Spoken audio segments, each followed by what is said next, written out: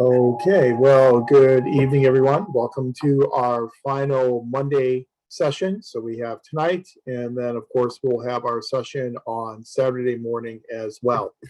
As you know, tonight and Saturday are both dedicated only to presentations, as we've covered all of our substantive material. So you've also finished all of your beach board postings, so those have all been reviewed and all been graded. So all you have left is just the presentation, either tonight or Saturday, depending on how we progress. And then the final assessment, which you're aware of what that is. I'm sure most of you have already been working on that. And your organizational analysis paper. The final assessment, the organizational analysis paper are both due on this Saturday. So again, tonight will just be for presentations. They'll just be for presentations. Faisal, I think your microphone is on. There we go. So for tonight, we're just doing presentations. Again, we have quite a few presentations to do. We've only done 2 so far. So my goal tonight is hopefully to get through maybe, if we're really lucky, 14 or so tonight, and then finish up the remaining presentations on Saturday. I did share a spreadsheet, and there have been a few small changes to the spreadsheet since then. There are some folks who aren't able to present tonight because of either illness or work obligations, and so I was able to move them to May 21st. And so I think I responded to all the emails I received, but according to my records, we have Perla, Jacqueline, Crystal, Bernie, Janine, and Steve, who have all requested to present on Saturday. So I've moved all those presentations to Saturday. Coral has requested to be the first presenter tonight. And so for our first 3 presenters tonight, we'll start with Coral, then Kamara, and then Faisal. So those will be our first 3 presenters. But before we get into the presentations right now, let me just really quickly remind you, again, we have very little time. And so I'm going to ask 5 to 10 minutes on the presentations. I'll be keeping the time. And so once we get to 9 minutes, I don't want to be rude, so don't think me rude, but I'll interject and say 1 minute left, just so you'll know that you'll be able to wrap it up. Okay? Sound good, everyone? Okay. Without further ado, then I'll turn it over to Coral for the first presentation. Sounds good. Thank you. Let me just pull this up. Okay. So hello, everyone. I'm Coral, and I'm going to be presenting on YWCA of Greater Los Angeles. So this is an organization I used to work for. So YWCA stands for the Young Women's Christian Association of Greater Los Angeles. This is the mission. It's dedicated to eliminating racism, empowering women, and promoting peace, justice, freedom, and dignity for all. It was first organized by women in 1893, and the whole reason this organization came to fruition was to provide education and resources that weren't easily accessible to women and girls.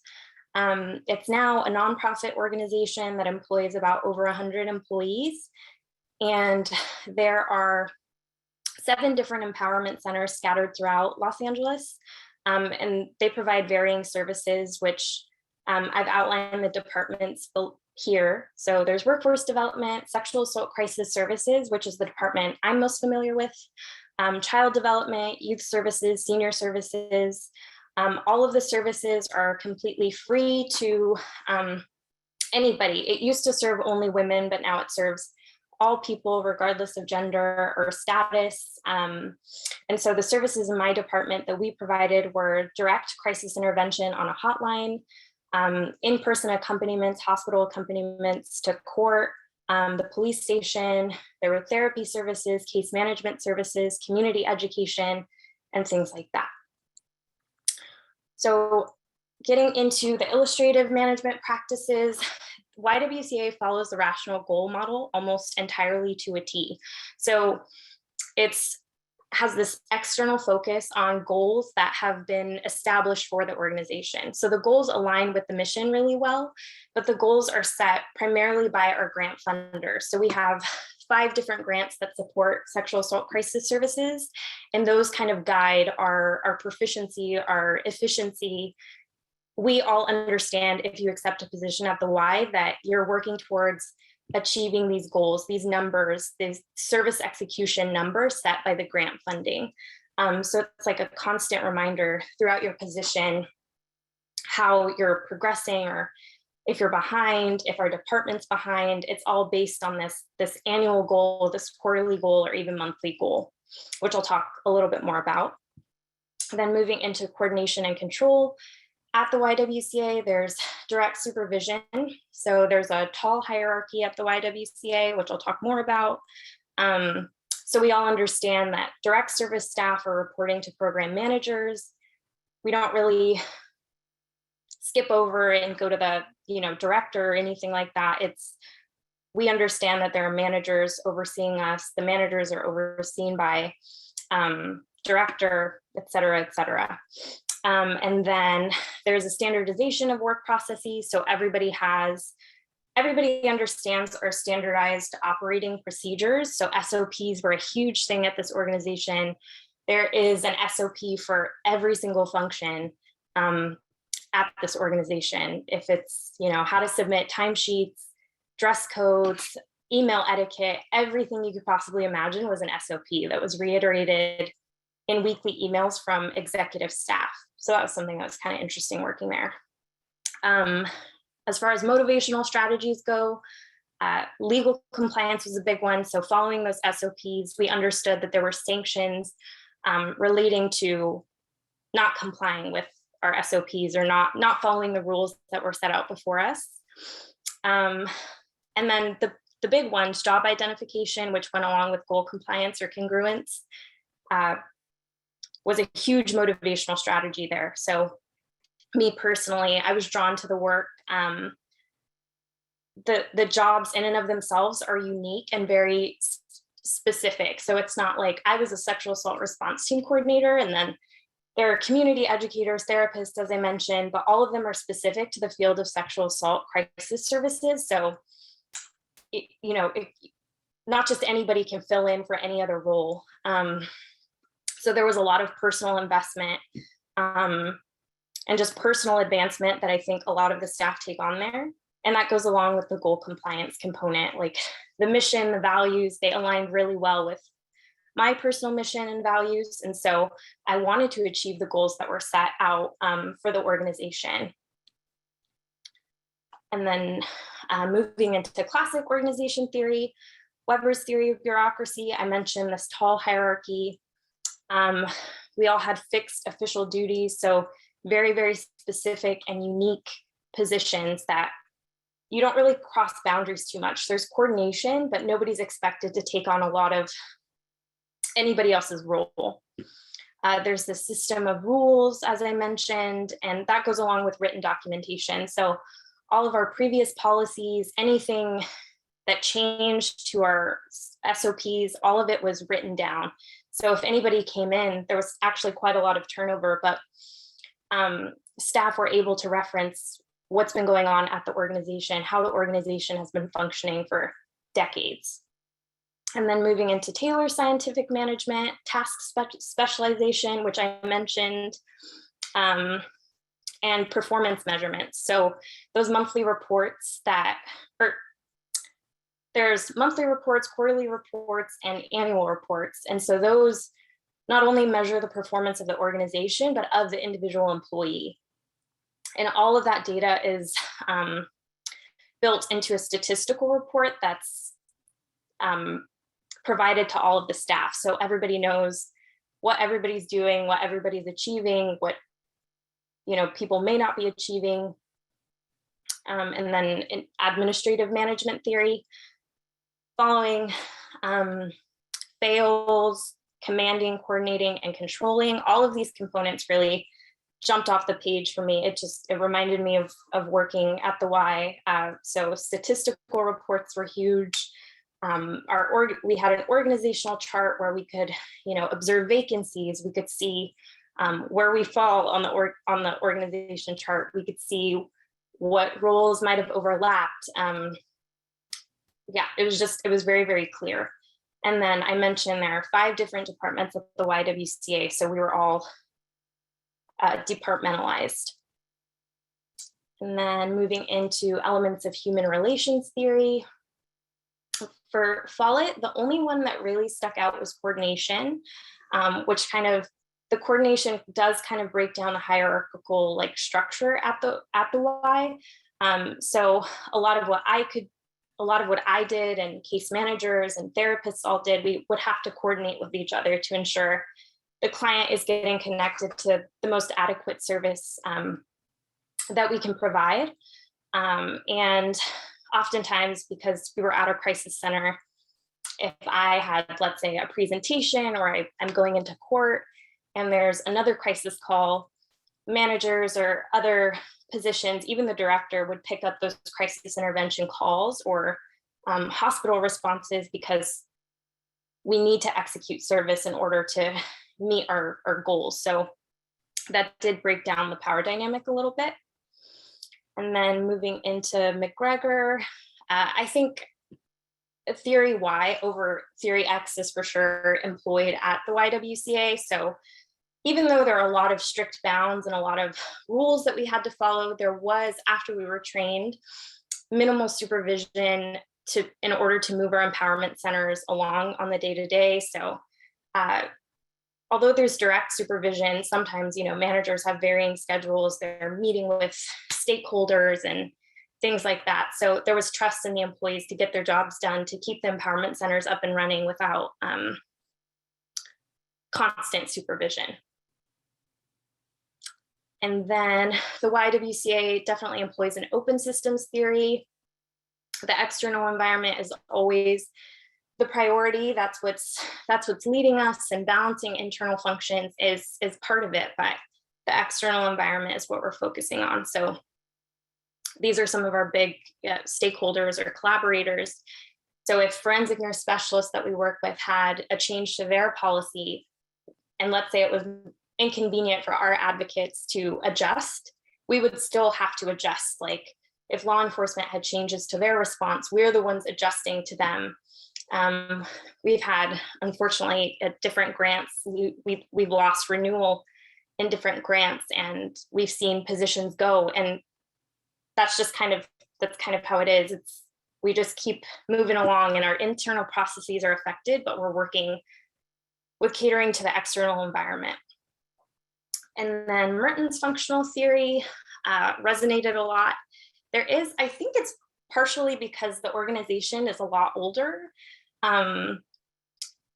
Just this constant adhering to policies and procedures, and which can be a really good thing, but I think sometimes it's really hard for the community and employees to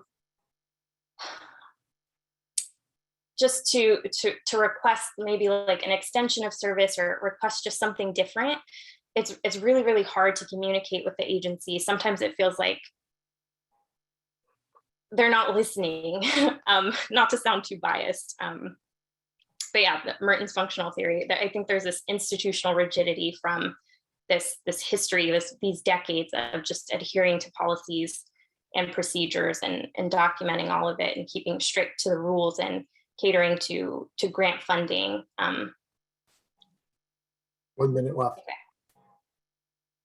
One minute? 1 minute. Okay, almost done. Okay, the impact of the organization on excellence. How does the organization know if excellence has been achieved? So I think following the rational goal model helps a lot. Statistical reports let us know, even though it can be really stressful sometimes, especially depending on your position, I think statistical reports were helpful for a lot of us there, just to help us move along. And then contributors to excellence, I think a mix of these theories and practices. So aspects of administrative management, open systems theory, particularly theory Y, and Follett's coordination are really, really helpful. And I think probably, I was trying not to sound too biased, but I think there are lots of inhibitors to excellence at this organization, but it's been around for a really long time, hasn't lost funding. So there's lots of success that came along with it. So that's what I have. Tried to keep it under 10 minutes. Thank you. Great, thank you, Carl. Very well done. You incorporated all the theories very well.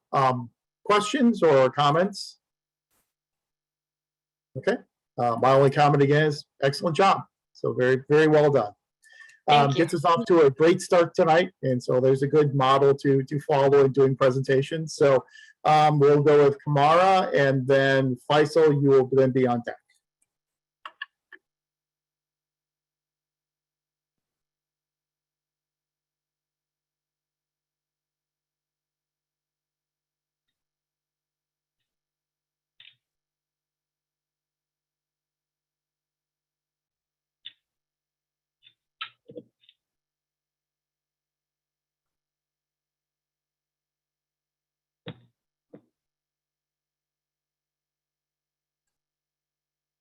Okay, can you guys just see the PowerPoint? Yes, we can see the PowerPoint. It works. Okay. Do you guys see the notes on the left too? We do. We see the slides on the left as well. The slides. Okay. Okay. Yeah. Oh, that's fine. Okay. So my name is Kamar Biawogi. I'm doing my organization on Madera County. Let me move this here real quick. Okay. Yeah. So I'm doing my organization analysis on Madera County Community and Economic Development Planning Division. Specifically, I'm a planner 3 in the Planning Division. So a little background introduction. The Department, Community and Economic Development provides a litany of services ranging from building, planning, environmental health, fire prevention, water natural resources, and code enforcement. The planning's mission statement is division's responsibility is to promote the most efficient and effective aesthetics and safest use of land for present and future generations of Madera County residents and visitors. The Community and Economic Development Director serves as an advisor to the Board of Supervisors concerning planning matters. And that's a quick example of the classic top-down approach. It goes from department heads, or each division has a division head, and then that division head reports to the CED director. The CED director reports to the Chief of Development Services, and then they report to the Board of Supervisors, which is the legislative body. Couple aspects that planning deals with on a daily basis: general plan and land use, zoning, subdivision developments, LAFCO, certain annexations. We have 2 incorporated cities in the county, City of Chowchilla and City of Madera. So we work with the annexations for the city, the sphere of influence, certain water districts, and even mosquito abatement district. And then in CEQA analysis, we apply CEQA to any projects that are considered projects, any entitlement that is considered a project. We have to classify if it's a project at first, determine if it's a ministerial or discretionary item, and then we can see if there is a categorical or statutory exemption. If not, then we process an environmental document to determine its environmental routes, whether it be a mitigative negative declaration or an EIR or a negative declaration. Okay, so illustrative management practices. No surprise, very similar to all other public agencies. Open system model best represents the CED department and the planning division specifically. Von Bertalancy, I'm probably saying that right. I'm going to call him Vaughn for now. Vaughn, his analysis on how organizations should be seen as an open system because of their exchange with the external environment definitely resonates with our current organization. Each day there's duty planners assigned in our division. Duty planner, the responsibility is to engage with the public and ask or answer any questions from how many chickens they can have in their backyard to certain rezone requirements or mitigations that they would have to follow, or any fees that are due for that type of land use change that they're going through. There's pertinent information that we have to give to the public whenever we do receive any legislative changes or ordinance updates, adaptation, on how we analyze or implement our own municipal code. And then the principles of equifinality plays into the flexibility of our organization. Freedom that our organization has to achieve the end goal. Besides state legislation, every municipality has their own set of codes that helps shape the sense of place for that municipality. This ranges from specific plans, master plans, overlay districts. These are some of the instruments used. And then nothing is mutually exclusive. There is a little bit of rational goal model represented more in the division, the planning division specifically. Since we are a smaller division, we do have a larger workload, and we cover a wide variety of organizational tasks at hand. Organization and efficiencies are very apparent within that organization or within our planning division. And then going to coordination and control. Since our overall organization is large, so we follow the departmentalization aspect. So all those departments that I listed for, along with other various departments within the government center building, tax collector's office, assessor's office, clerk of the board, they all have specialized tasks within those divisions. And there is a downfall to those things, and that's definitely apparent in our current organization. Each division can be submerged in their own divisional enclaves and fail to collaborate or even try to understand how processes and policies within our division work. There are coordination actions that intertwine the divisions. There's DRC, the Development Review Committee hearing. These gatherings are a roundtable discussion about certain proposed projects in the pipeline and their potential impacts on the environment. Members from each division depend on each other in analysis and conditions and mitigations from those individual divisions and their own respective codes. So that's one example of the coordination that we have within our organization. And then direct supervision, each division has, like I said, their own department heads that all report to the director, CED director, and then the chief of development services. And then let's see here. Yeah, since we are a public organization, there's not a lot of no additional performance-based financial incentives. More legal compliance is probably the largest motivator for the employees, and that can have a downfall because like doing the bare minimum in fear of being sanctioned, and we find that is existing throughout the entire organization. Some divisions less than others, and that's all I really say about that. See what's next. Yes, so elements of classical theory, diving into that within my organization, Weber's ideal type model describing bureaucracy as a set of element structures to organize, control, and operate the machine best represents this organization, the hierarchy of authority for department heads. Like I said before, the department heads starting at the bottom and then going all the way up to the board of supervisors. Written documentation is huge. We're a public agency. We have notices, minute orders for after every planning commission, resolutions describing the actions, and then appeals that the residents can file for if they dislike the decision made by that planning commission. System of rules, employee conduct handbook would be an example of that, and then spirit of formal impersonality. We do have findings of facts, examples of how we honor consistency across the board for our applicants. And then on tailor-specific management, focuses on employees, making them as efficient as possible, and training the employees, making the most efficient process for the employees.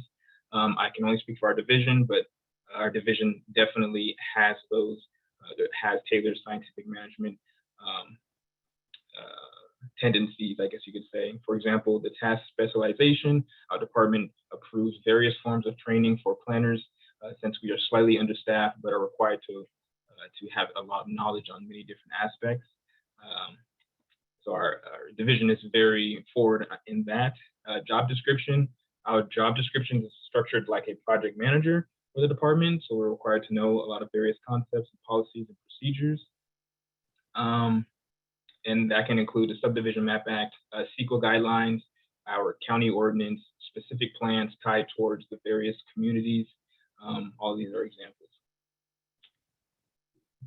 And then recruiting new planners, so recruiting in general could be a little bit difficult. There's a large learning curve. I know there's one for me because of all the information that you have to learn.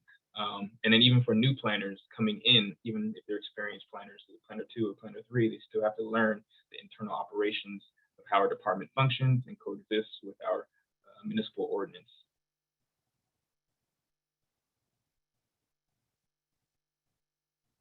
Okay, so human relation theory, Follett's theory of democracy.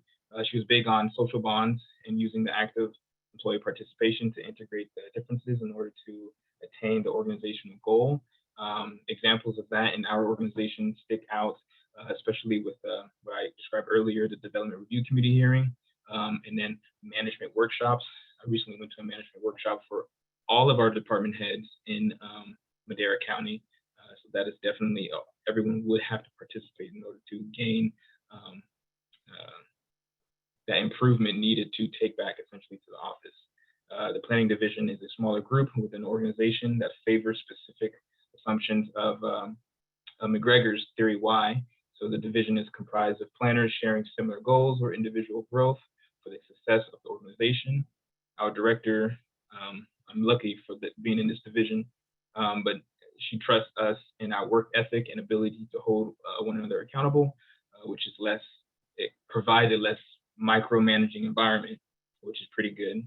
Each planner has specific responsibilities and projects that they can manage and has the opportunity to excel within the area by attending trainings, workshops, either offered by the organization or founded by that individual employee. Roethlisberger's discovery of social organizations and how he splits it up between formal and informal organizations. Both exist, formal being like CED departmental meetings or GIS committee meetings. Each department has a GIS person and we all have monthly meetings as a committee.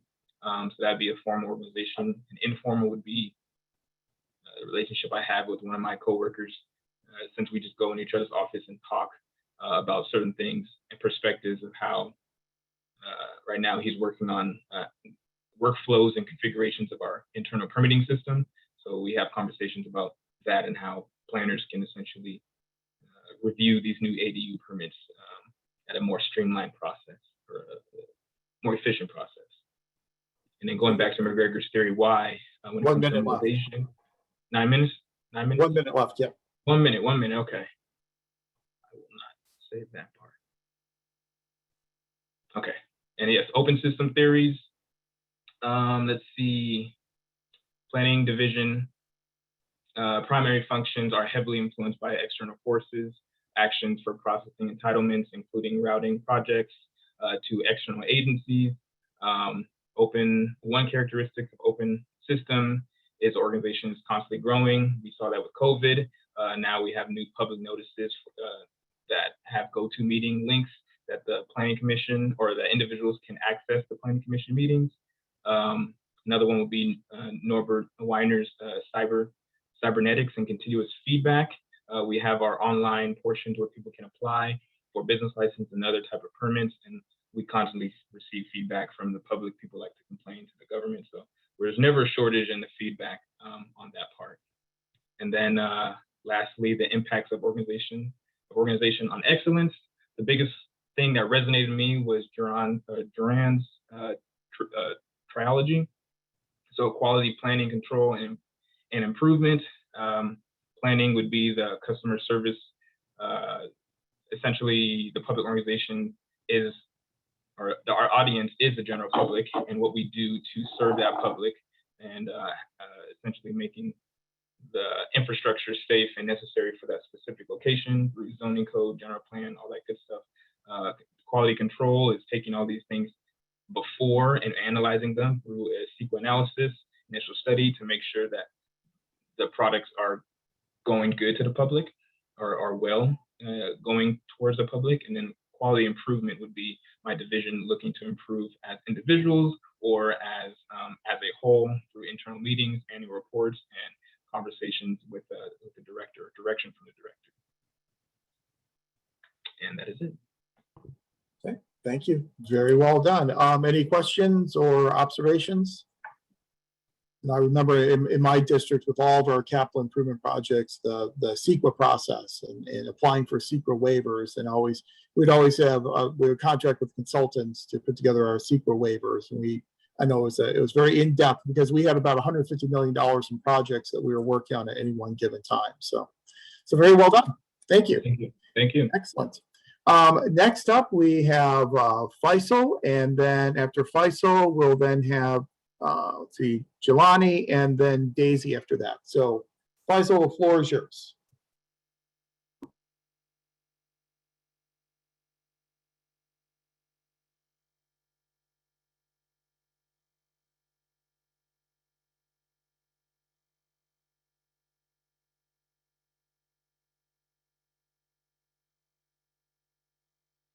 Hi, ladies and gentlemen, good evening.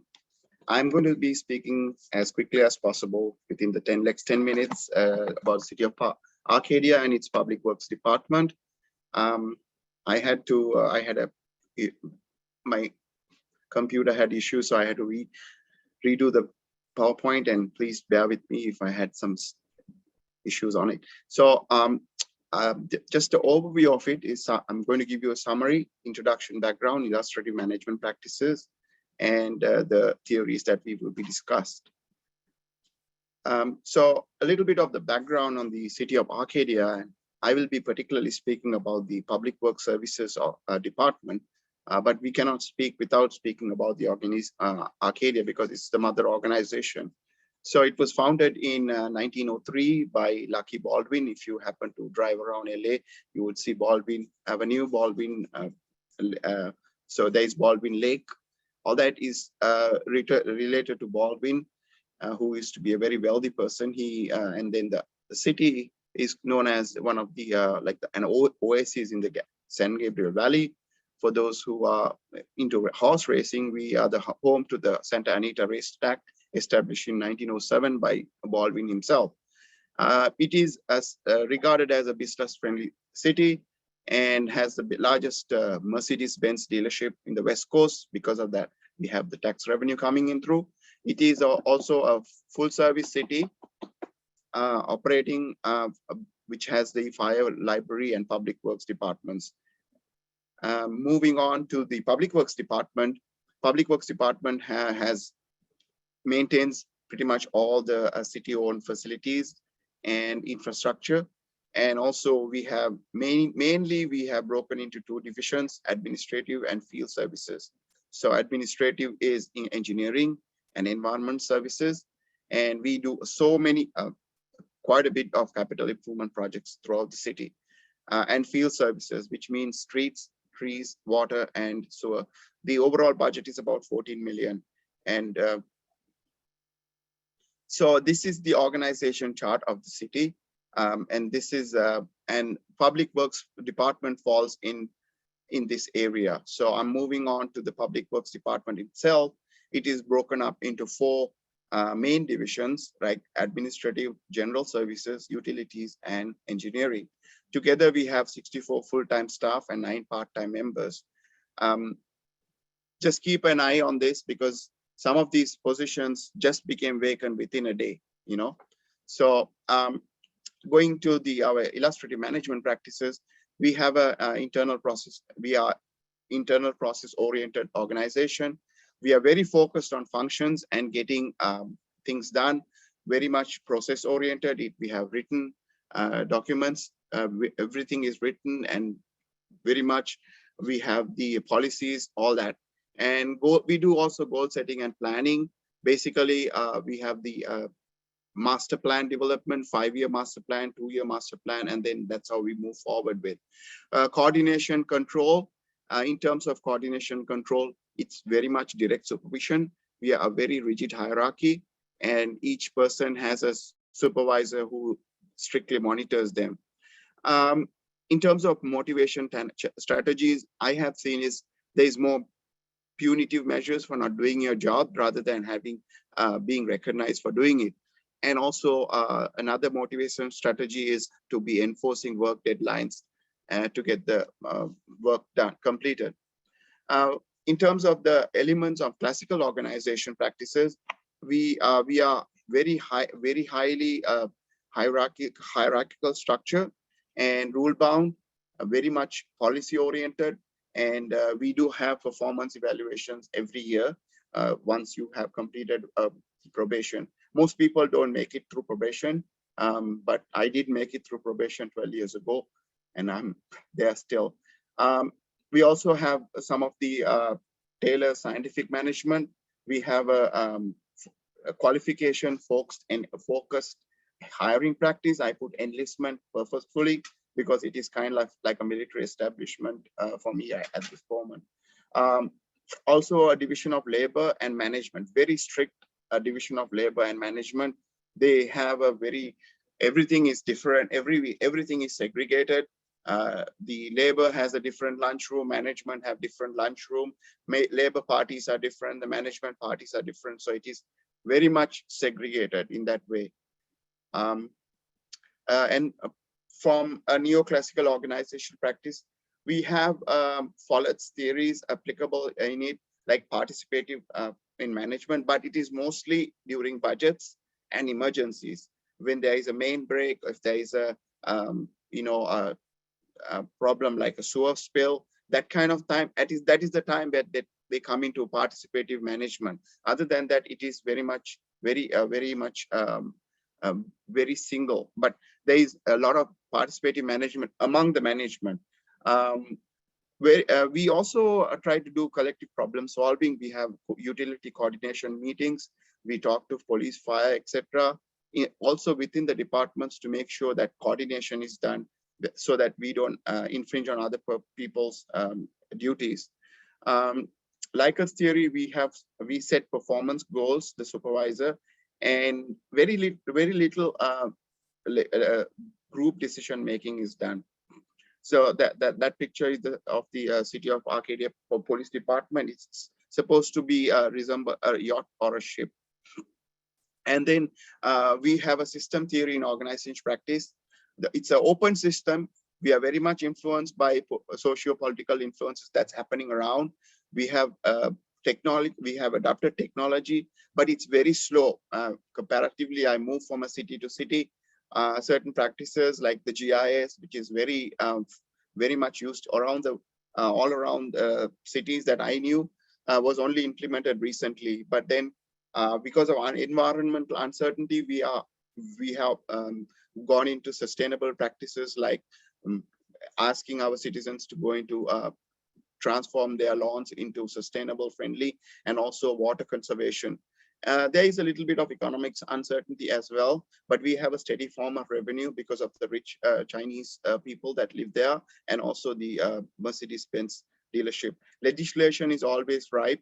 We have new legislation coming on water, conservation, also on certain impurities in water like PFOS and arsenic. So there is strategic planning always going on at the higher level. And very little of contingency planning, I would say, because there is not much focus on it until somebody really leaves the city or the position goes vacant. Using Chester Barnard's theories, motivation strategies, they also make sure that organization resources are fulfilled. And from Robert Merton's perspective, that we have a very significant institutional rigidity which has prevented making any changes. And on terms of the human resources theory in practice, a little bit more on the power on approach rather than power with, because of the strict hierarchy, and there is this significant amount of like a carrot and stick approach there. From a Mayo standpoint, we have a little bit of participative decision making at the senior management level, not among divisions. So the hierarchy I showed, it's very much applicable. You cannot cross lines. And in terms of McGregor, we are an organization that's theory X driven, and very little opportunity for it to become a theory Y. Looking at the type of people that is running the organization. Also, because of that, everybody is like, just like, what do you call, like cogs in a machine. There is a little bit of educational training and development here and there, but it's all related to your supervisor and department head's discretion. There is very little autonomy to make decisions. On impact on organization excellence, we have a multifaceted approach, but I would say rather we have a very Weber-driven hierarchical structure, then blended strategies. We have a lot of standardization practice, a lot of memos, a lot of a significant amount of writing paper. We had to maintain a lot of paperwork. We also have legal compliance. We also do a lot of data collection that I feel is like really not necessary, but it is just like, we are just a body that is collecting paperwork. That's my impression, because we have so much of usable or unfriendly, or I could say kind of like useless data we collect sometimes.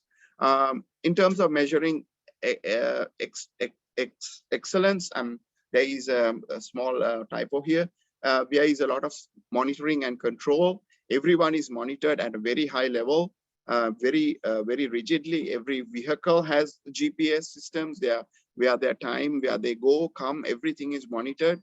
And then we have sustainability measures that has been implemented. We are looking for electricity, water, all those consumptions are very strongly monitored. But at the same time, there is a little bit of education, training, and development, that because we have our workforce needs to have certain amount of licenses to do their works. Like if you're a backflow quality operator, or water quality operator, or a distribution operator, they need to maintain those licenses. So for that purposes, they do education, training, and development, but very little encouragement is given on that area. So with that, I think I was able to make it within the time frame. And if there's any questions. Thank you, Faisal. Very well done, very concise. And again, I think we're seeing some similarities, some commonalities between organizations with the different theories. And so, any questions or observations for Faisal? Okay, thank you very much. Well done. Okay, then next up we have Jelani, and then Daisy's on deck, and then Luis after that. So Jelani, I'll turn it over to you. Okay.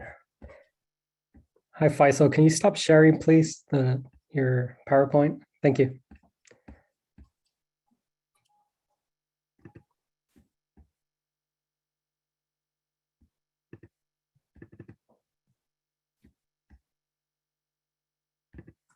All right. Can you guys all see my PowerPoint screen? You are minimized. Yeah, we see organizational analysis presentation. Okay, let me see. One second.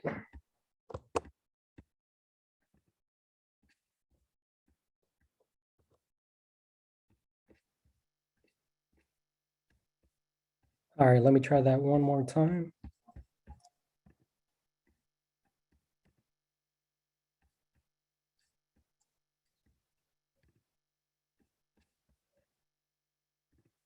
There we go.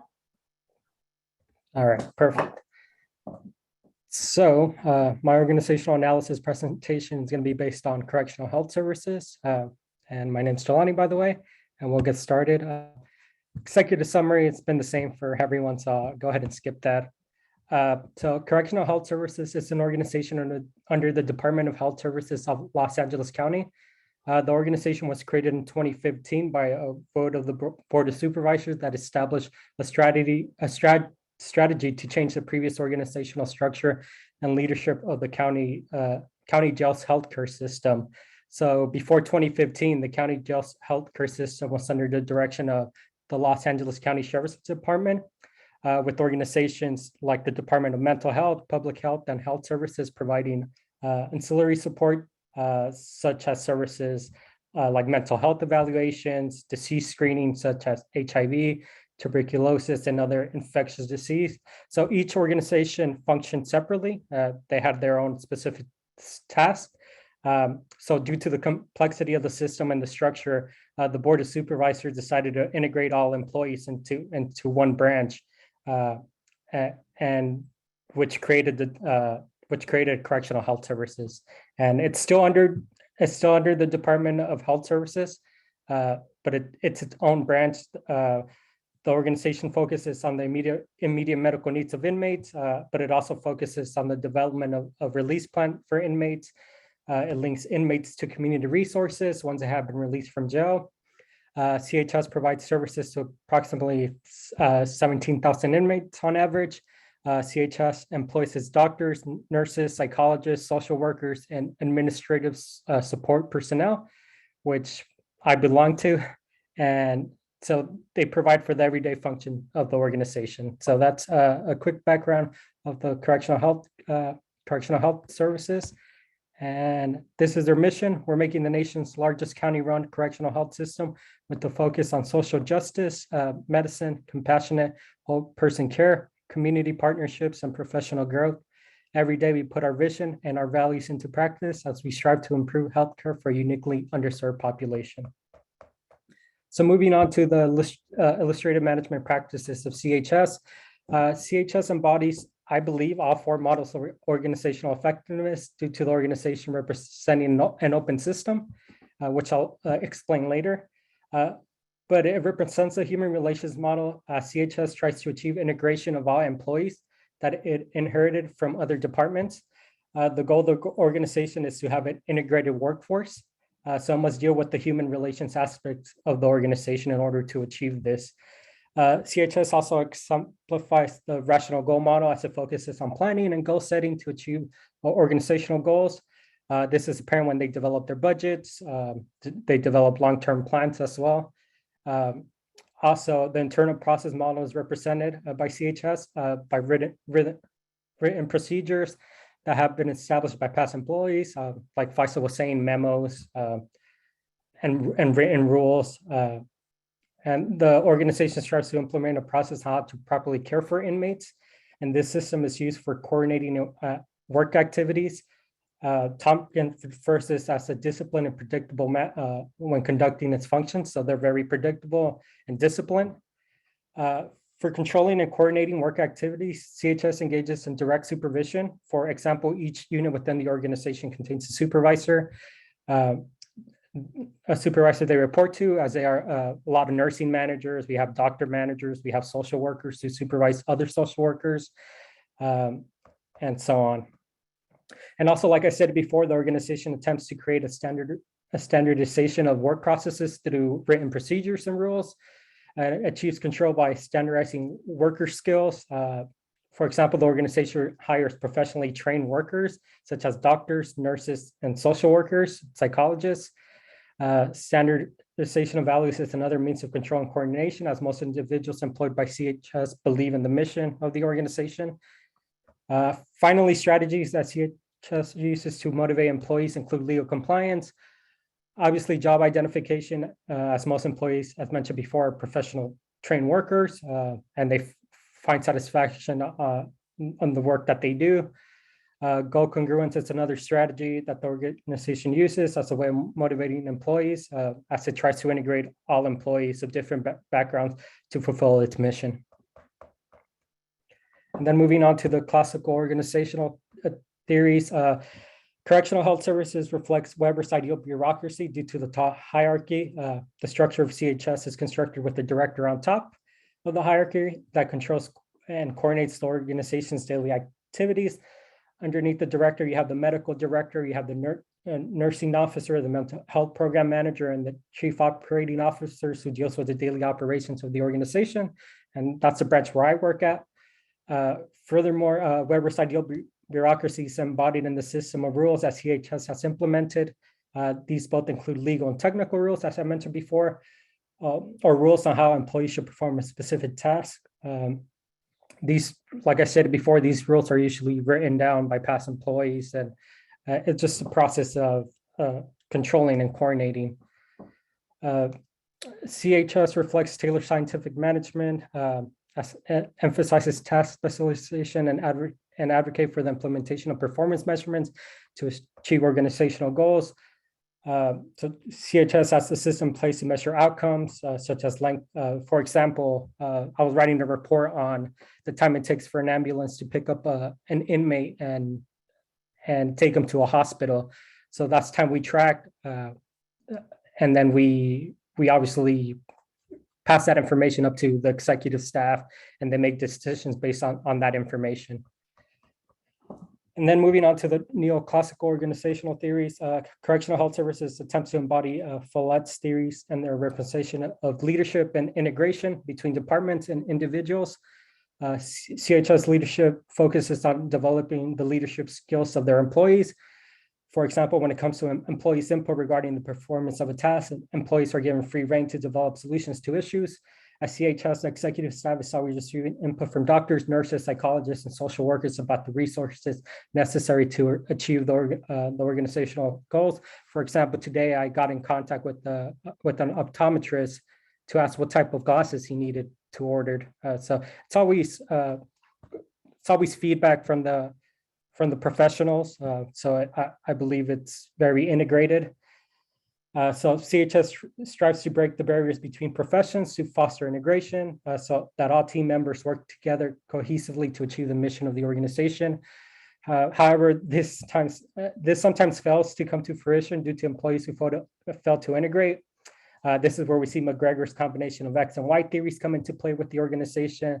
Like I stated before, correctional health services was created by combining different departments, employees from different departments into one structure. So you see a lot of employees who have been with the county for a while.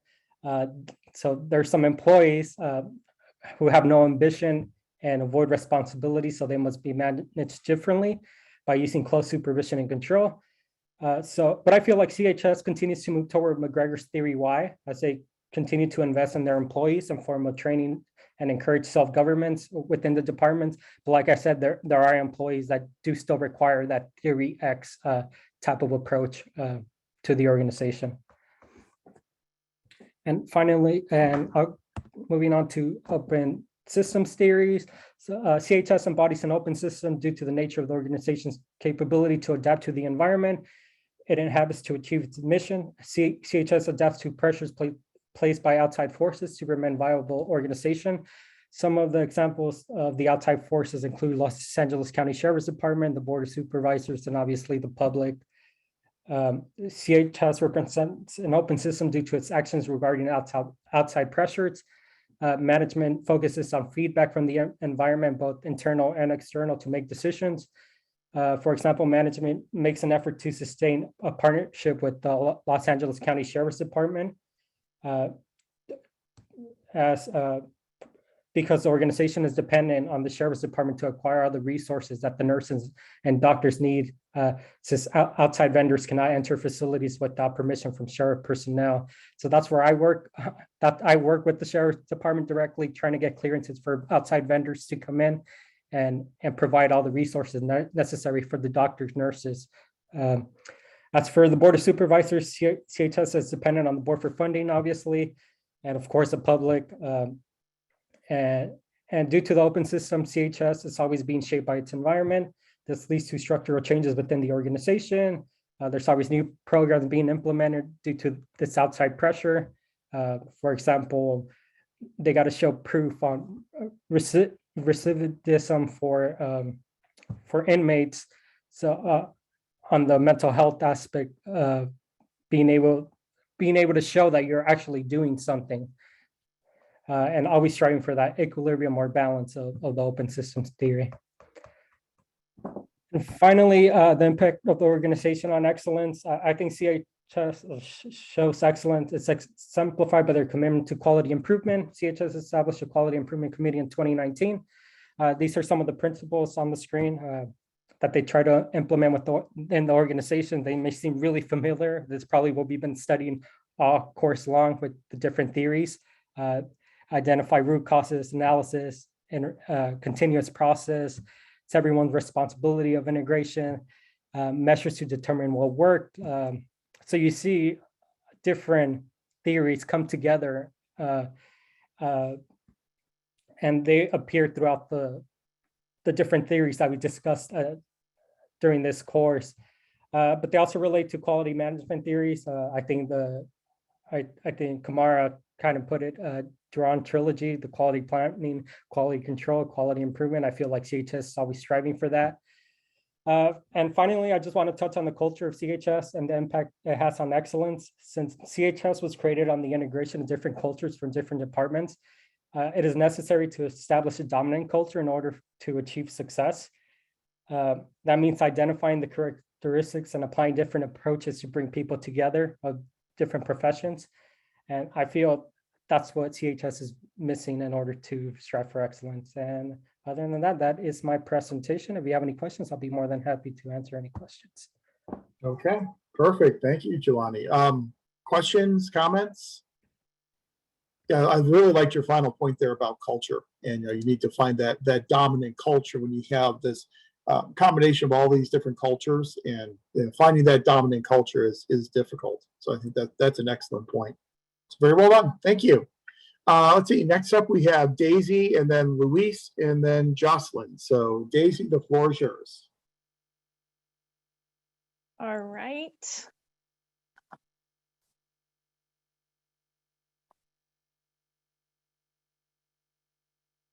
Here's my screen. Everybody can see that. Looks good. All right. So 1 second, let me just adjust a few things.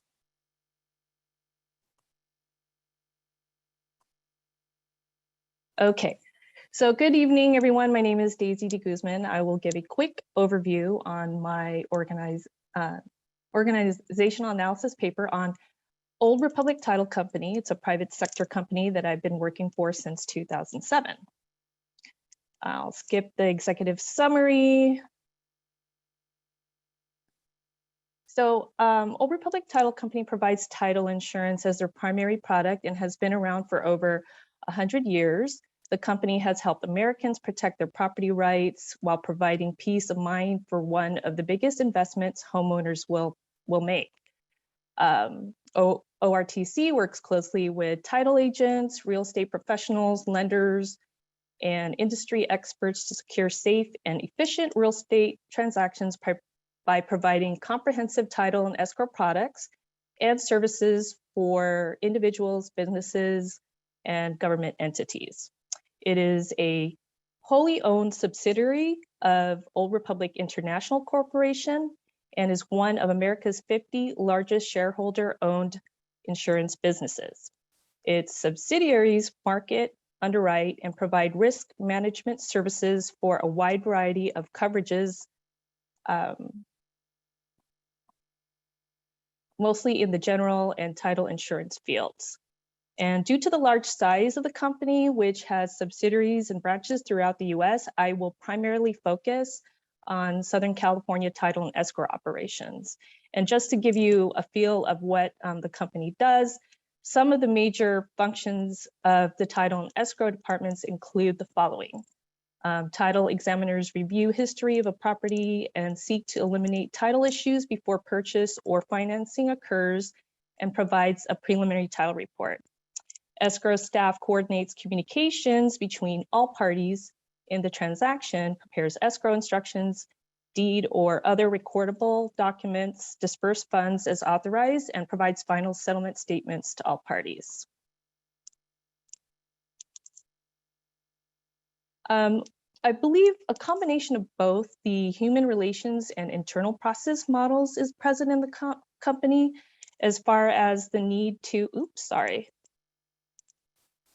the need to maintain a competent and integrated, dedicated workforce, and also to coordinate and control work activities and tasks. As far as coordination and control, there's task specialization and coordination within and across departments, which I'll go further into detail in one of the other slides. And one of the things that you will see in private companies are motivational strategies.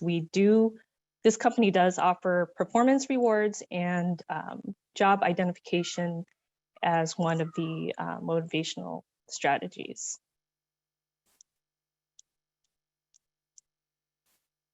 So as for the elements of classical organization theory, under Weber's ideal bureaucracy, there is the hierarchy of authority. So ORTC has this top-down way of structure, which clearly involves a chain of command type of management. in order to achieve coordinated efforts in each division and or department. And since the company is a nationwide company, its operations are divided into regions. Offices in California and other states like Hawaii, Nevada, Arizona are part of the Western Title Division and is overseen by its regional managers. And then within each state, there's a county manager that is assigned to manage all the branches within the county. And further, each office or branch location has a branch manager to supervise employees within the office. And under specialization of tasks and technical expertise, which is another element that is prominent in the company, each department focuses on a specific set of tasks, and its employees are required to have the knowledge and skills needed to perform those duties. Moving on to tailored scientific management, under work standardization, all the employees are required to adhere to general company policies and procedures. Each year, several courses are assigned for all employees to take in order to be reminded of certain procedures. In addition, each department has its own standard operating procedures to follow in order to achieve consistency and efficiency. And one example is that monthly courses are offered to employees so that they can stay up to date with certain tasks like opening a new order or dispersing funds in a transaction. There's also economic rewards in the form of a commission, which is given each month on the employee's paycheck. The commission amount is a percentage of the income generated by generated for the company. And this incentive certainly motivates employees and increases productivity.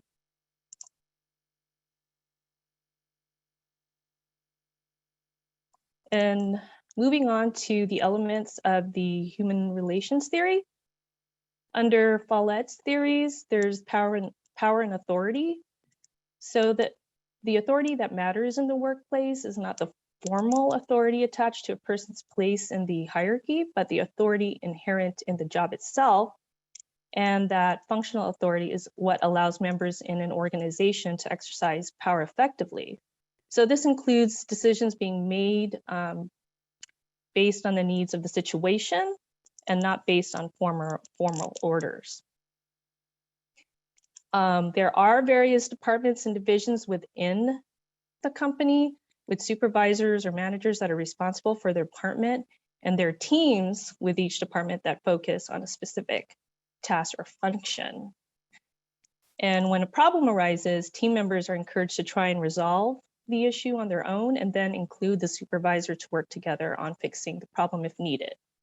And that's an example of the participative approach. And as I mentioned, with the standardization of worker skills, there are training classes that are offered monthly so that everybody can have the same knowledge and skills to perform specific tasks and procedures. So under McGregor theories, theory Y is what is most represented in the form of job enrichment is one of the elements. The company allows the opportunity for growth, and depending on the position, a worker can start at an entry-level position and advance to a higher position based on their experience level and skills required. And as an example, in the escrow department, a worker can start out as an escrow assistant, advance to a junior escrow assistant, and then to an escrow officer. There's also self-managing work teams. So to give an example of that, each escrow officer can have one or more escrow assistants, and they are considered a team. And then team members then work together to decide on schedules and assign tasks.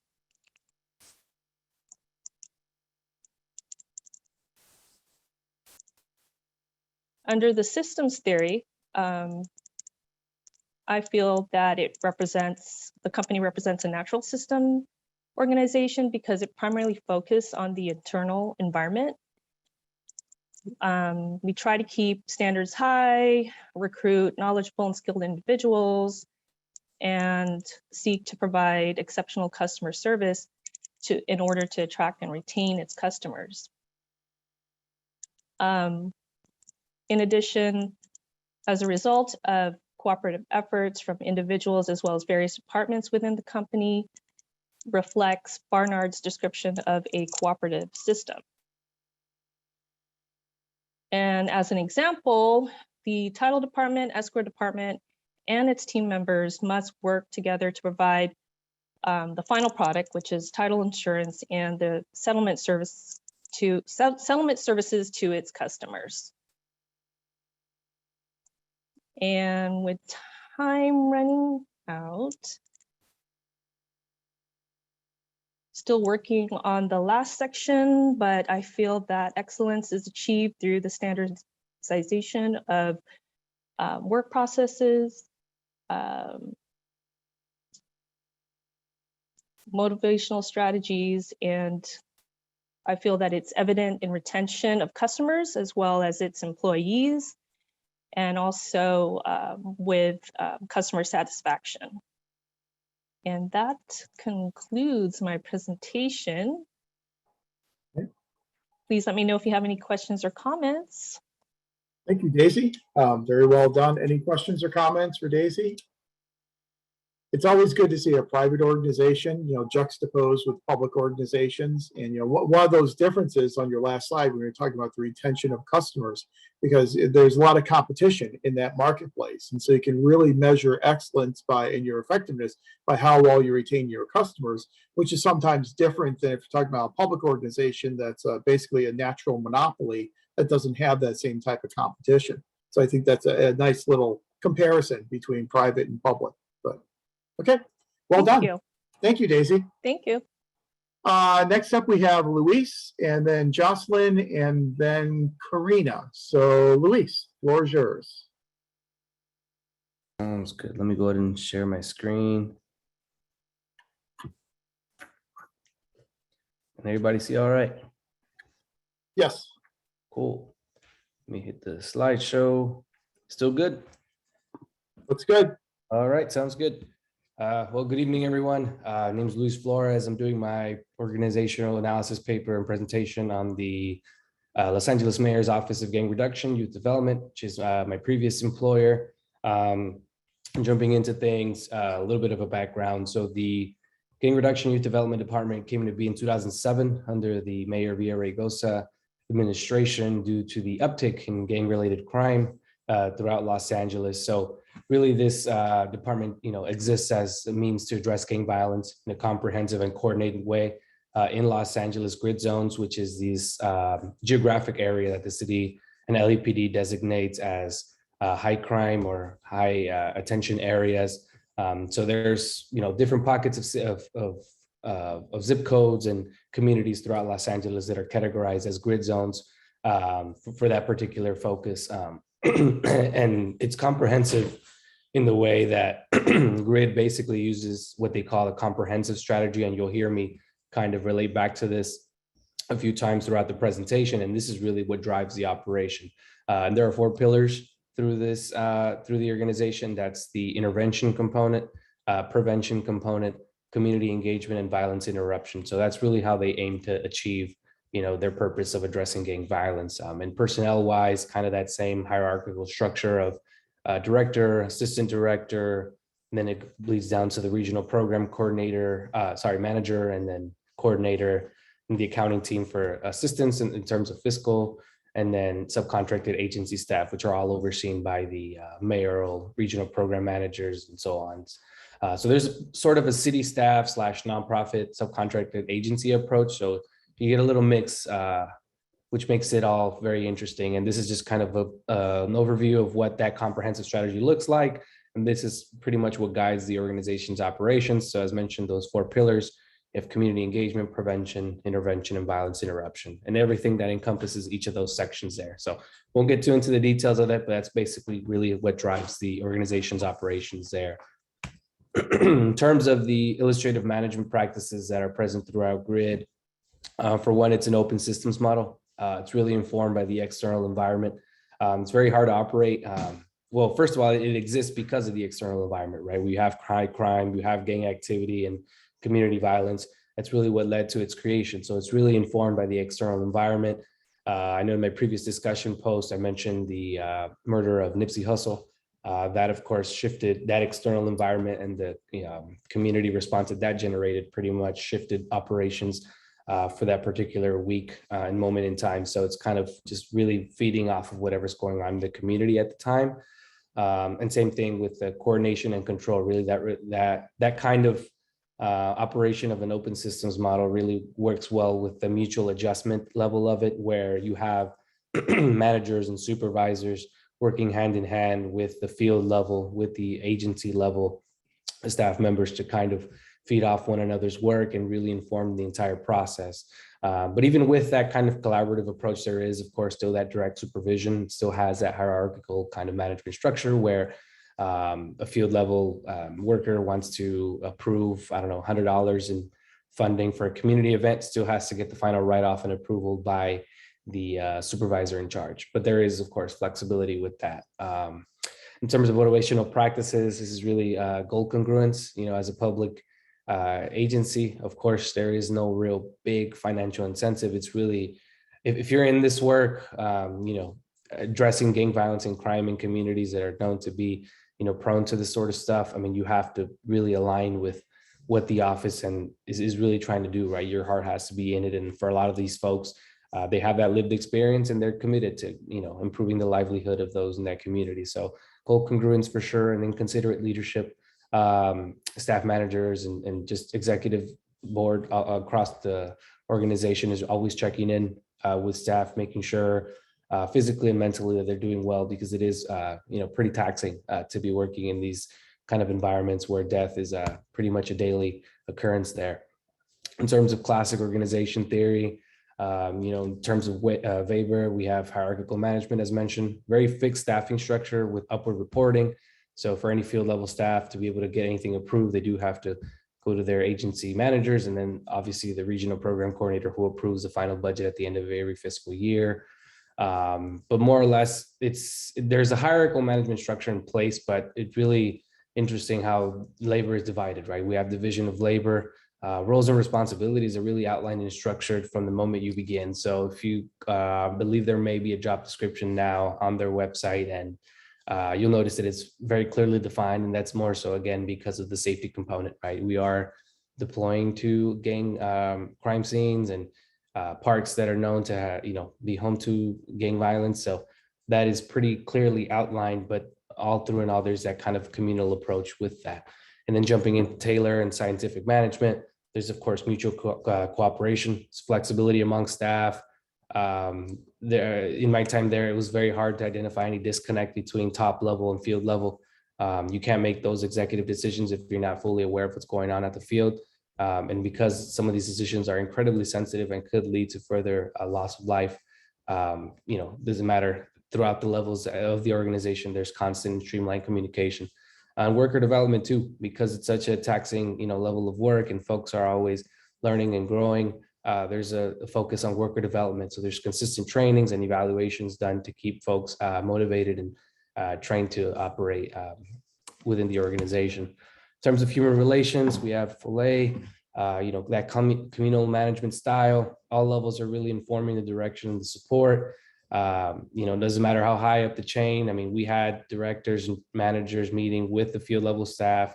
No one was really above the work. I mean, if an executive was visiting a community park for a community event and chairs needed to be picked up or anything needed to be done, they were there doing it. And operations, despite the hierarchical staffing structure, were pretty intersection with the roles and responsibilities. So there was that kind of, again, that communal management and flat hierarchy in terms of the operations go.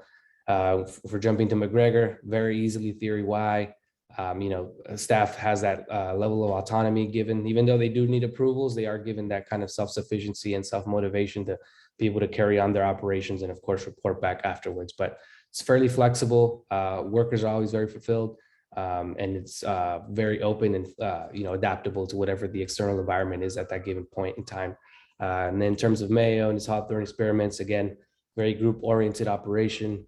Communication is streamlined, doesn't matter where you are in the hierarchical structure. You have access to essentially anybody in that chain and have direct access to them in that way.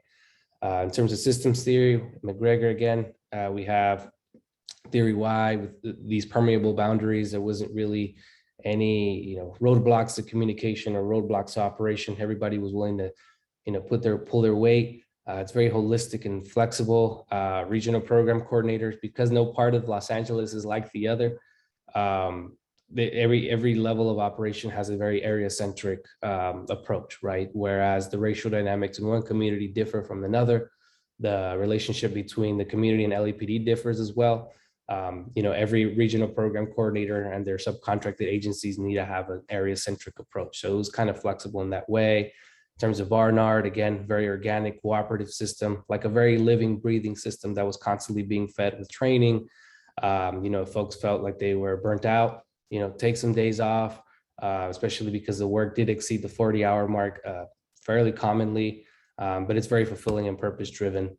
And then in terms of, to wrap us off, the impact of the organization on excellence, I don't think that the organization would be able to thrive and yield the positive results and reduction in crime rate if there wasn't that kind of communal employee experience. Like all these pictures that you've been seeing on the PowerPoint, I've taken at some of our community engagement events, which take place throughout the summer, where communities are being fed. It's technically not within the role and responsibility of a regional program coordinator, but whenever crime rates spike, which is usually in the summer, staff deploys to parks, activates the park with activities. For COVID, we're passing out masks and grab and go meals. It's a living, breathing theory Y operation with quantifiable methods of success. And going back to retention, as Taylor mentions, and in excellence as well, everybody's really dedicated. It's a very motivated team that kind of expands more than it does shrink. So it's, again, a very living, breathing operation that kind of really thrives on that level of staff retention as well as contract retention. The same agencies keep getting subcontracted because they're good at what they do and they're motivated at what they do. And that concludes my presentation. All right. Thank you. Perfect. Well done, Luis.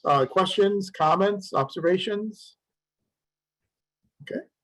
Very nice work. Next up, we have Jocelyn, and then Karina, and then Leanne. So Jocelyn, you are up. Okay, hi everyone. Let me just share my screen.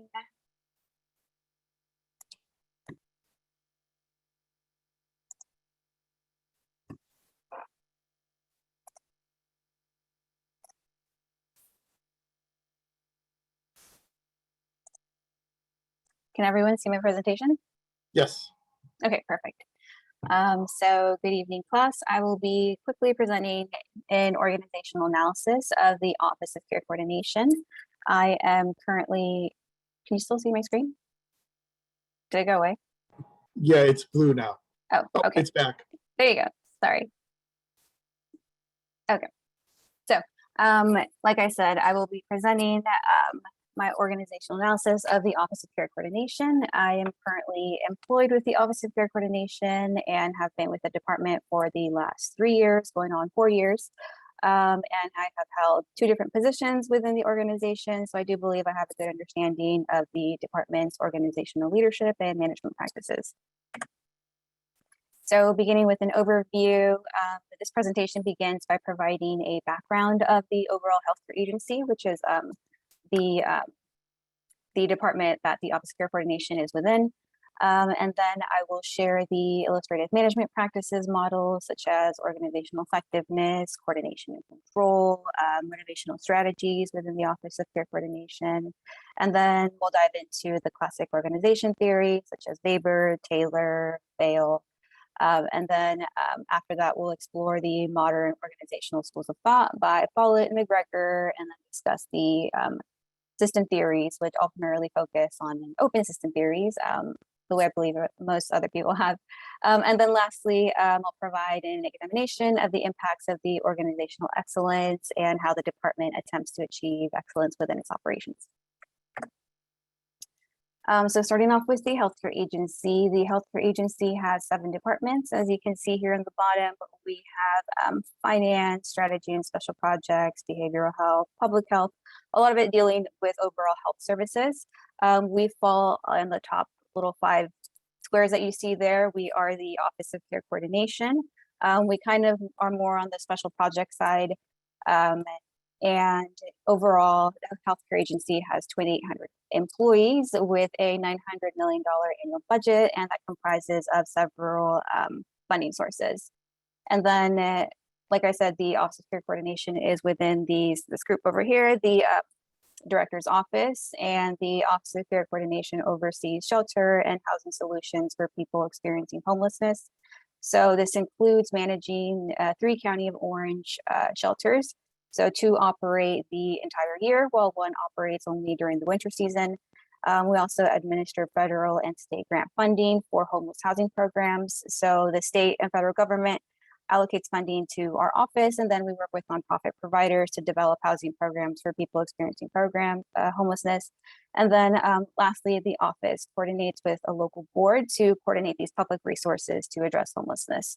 Overall, we're a group of 19. We do have some vacancies right now, so we're about 15, but once we're fully staffed, we should be about 19 people.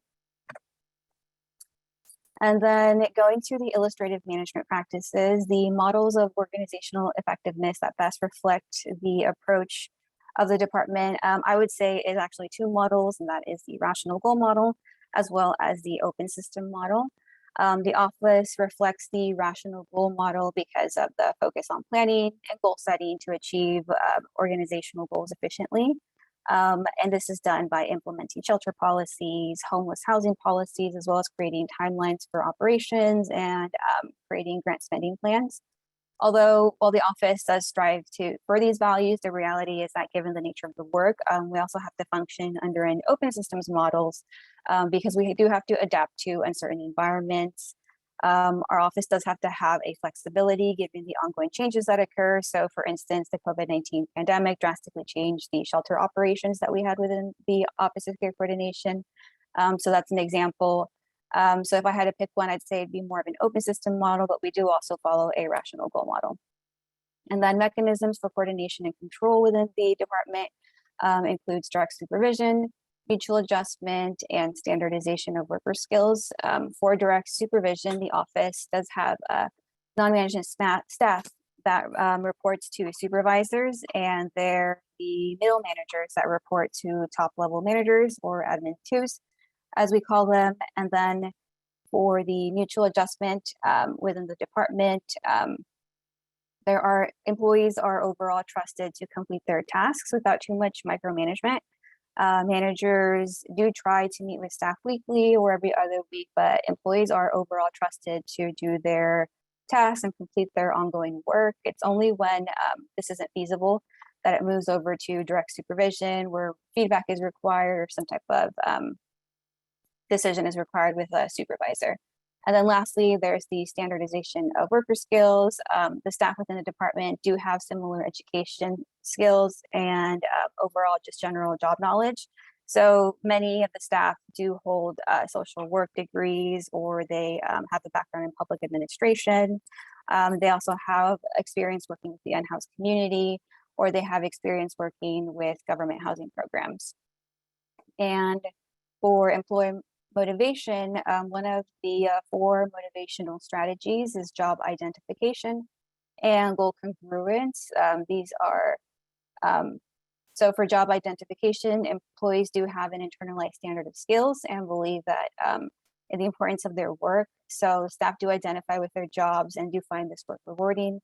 In addition, the organizational goals and values, such as assisting the vulnerable population within Orange County, does mean that staff within the organization does show a passion, and they do exceed their performance because staff do believe in the goals overall for the department.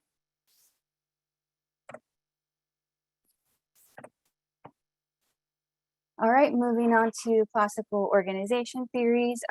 The Office of Care Coordination reflects many of the classical organization theories, since the department is within the healthcare agency, and the healthcare agency itself is a large government entity, so it follows a lot of these theories. So for example, under Weber's ideal bureaucracy, the department has a hierarchy of authority, meaning that positions are arranged hierarchically. I have a hard time with that word. The office has a main director, followed by a director of operations, and the director of operations reports to the main director, and then there's the middle managers that report to the director of operations. It just keeps going until you reach the direct line staff. The office also maintains written documents. So they maintain written records of all the rules and policies. So for instance, for the County of Orange funded emergency shelters, there is a set of minimum standards of shelter operations. And within this guide, there are written down policies and operational procedures that must be implemented by shelter operators. Another classical organization theory seen within the office is tailored scientific management. There is a standardization of work involved in determining the best methodology to perform each task, such as a job description for every position. There's also a task specialization. So within the healthcare agency, each department and sub-department is tasked with a specific role. So our office oversees the care and coordination of people experiencing homelessness, and within the department, each subunit has a specialized task. So for example, there is the subunit that oversees emergency shelter operations, while another oversees housing solutions and policy, and then another sees contracts and grants. And then the last classical organization theory seen within the office is Fayle's administrative principles of management. So Fayle does say that managing personnel can be done through the division of work, and that is done within my department by assigning fixed tasks to employees. So for example, the office oversees grievances that come to our office from shelters. So by assigning a fixed task to this role, the employee is responsible for overseeing and mitigating any possible grievances that come to the office. And this person pretty much becomes the expert on the grievance process, and that is done by providing a division of work. So moving on to the more modern schools of thought, the neoclassical organization theories are embodied within the Office of Care Coordination through the Follett's organization theories, such as depersonalizing authority. So while there is a top-down hierarchy, and that is the formalized process that we have within the office, it's more of a written policy. Some managers do de-emphasize the differences between managers and subordinates, and they follow the newer school of thought and treat everyone more equally. In addition, there's also Follett's principles of organization that is seen within the office, because there's a lot of planning and coordination that is required to coordinate public resources. So this requires working with the entire department, or at least one representative from each subunit, and this is done to engage and keep all managers and employees up to date with any ongoing changes should an employee ever need to step in, or in the future this employee will be involved somehow. That way if we keep each person within a subunit up to date, they'll be able to step in easier. And then McGregor's theories are embodied within the neoclassical approach, and in that there is an intrinsic reward for motivation. So the office uses extrinsic rewards such as pay increases for non-managers, pay raises, promotions. And then there's also a mix of theory X and theory Y. Theory Y practices such as facilitating motivation, spontaneity, and creativity are used within the office.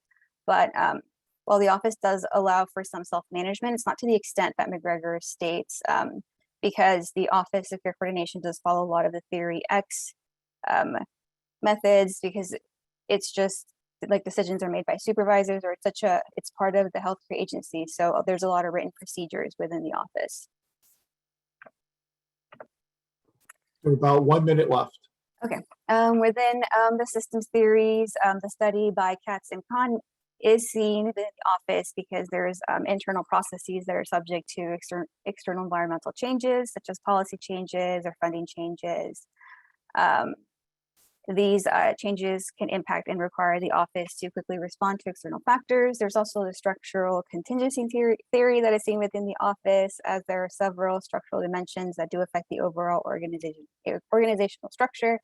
For example, The environmental uncertainty is a factor that deals with structural contingency theory. The onset of COVID-19 required drastic procedural changes within the emergency shelter operations. So we had to reduce the capacity of our emergency shelters. We had to make sure participants were wearing their masks. And for the last 2 years, this has been an ongoing change that we had to implement quickly. And so we're still seeing the effects of the COVID-19 pandemic. So moving on to the impacts of organizational excellence. The office does attempt to achieve excellence in its operations by combining several organizational theory approaches. So this is by using the scientific management, by attempting to fulfill the purpose and maximize efficiency. It also follows a human relations theory by understanding that people have human needs. And then it also follows an open system theory by operating and adapting to uncertain environments. And that concludes my presentation for the Healthcare Agency's Office of Care Coordination. Excellent. Very well done, Jocelyn. Incorporate all the theories very well. Any comments or observations? Okay, if not, thank you very much. Let's see, next up we have Karina, and then Leanne, and then Jake. So Karina, you are up. All right, can everyone see my screen? Yes. Okay, cool. Do you see the one with the notes or no? No.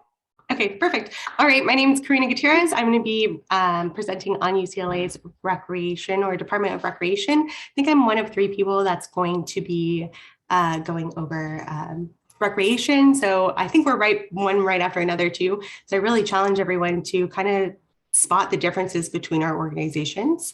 And then I'm just going to dive right into the presentation. So who is Recreation? So Rec is a department within UCLA. So they're formerly known as Cultural and Recreational Affairs, but I'll call them Rec for purposes of time. UCLA employs 42,000 full-time employees. Rec itself only has 1,000 student employees and 400 full-time employees, so it's easier just to focus on them. And they provide services to over 35,000 students and countless other community members, including staff and faculty. Their primary purpose is to provide high quality recreational experiences that benefit the campus community.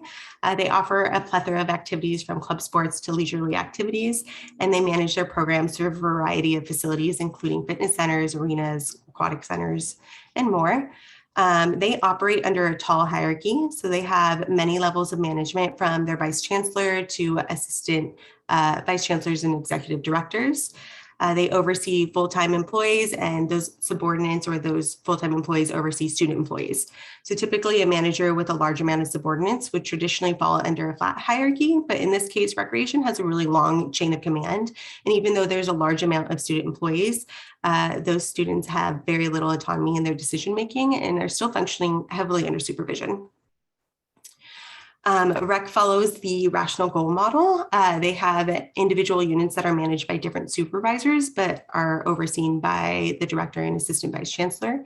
They promote planning. So if the department is participating in True Bruin Week, each unit selects their activity that they'll be hosting, and they establish their work activities and set goals that help Rec host a successful week of activities. Recreation reflects Boyle's essential functions of management. Their program managers assist with strategic planning, commanding and coordinating activities like the summer youth programs. When I originally got hired with the department, it'd be a constant conversation of who's who in the zoo. And the department has really done a great job of steering away from that and establishing roles and identifying a hierarchy. The department is actually not immune to the negative effects of a rational goal model, though. So they are losing their internal flexibility, but they're also trying not to lose their external adaptability. And then moving on to mechanisms of coordination and control with Rec. Their managers have typically used 3 main mechanisms, which are direct supervision, standardization of work processes, and the standardization of worker skills. So we touched on direct supervision, so we'll move on to standardizing work processes. So Rec has recently created SOPs that are specific to each unit. So for like our FitWell programs, this would look like standardized opening and closing procedures. There's no confusion of what needs to be done or by whom. It's specifically outlined already. And then Rec has been given access to a lot of training programs from their central HR team. And those courses have allowed the standardization of worker skills. So for our aquatics programs, we provide in-house CPR and first aid training. So everyone is taught the same way and is capable of responding to emergencies. And they know their role if an emergency occurs. So as Rec is moving towards a more structured operation, how do they keep their employees motivated? They use a few different methods, which include legal compliance, rewards for performance, and goal congruence. So our hiring practices and work schedules are highly dictated by formal directives or laws. And although that's not the most exciting thing for employees, it is motivating. They also use instrumental rewards where they recognize exceptional performance via star awards, which basically means that employees get a lump sum of money. And then they also utilize goal congruence. So the department really hires individuals whose values are aligned with the department. So these individuals truly love what they do and believe in the services that they're providing to their community. And then moving on to classical organization theories, we'll start with Weber's ideal bureaucracy. So Rec's administrative structure reflects what Weber called a fixed official duties and hierarchy of authority. These specialized units like competitive sports and esports have become subject matter experts. Their development is especially key to ensuring that they're contributing to their organizational goals while being accountable for their particular unit. And they're slowly moving towards promoting a rule-bound structure, which was previously not identified as important. Implementing standards has come with positives like less complaints of inequity, but also some negatives like complaints of bureaucracy slowing down productivity. And we'll also see elements of Taylor's scientific management within Rec's operations. So historically, Rec has a mismatch of their employees hired for certain jobs versus the skill that they actually possess. They were really hiring for like to add to the family versus what the skills the person brought to the department. So they've moved towards outlining a standard of performance for the employees, establishing best practices.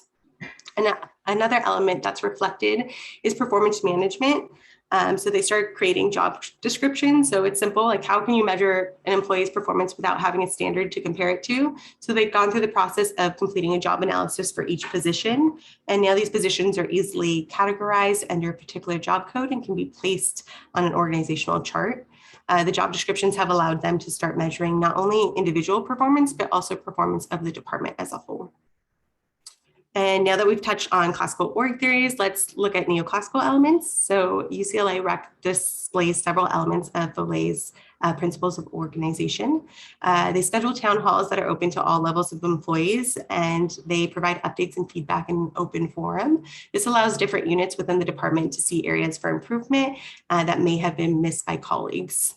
And then they also practice Follet's theory of democracy. So they have recognized that their employees have an instinctive need to develop a relationship with each other.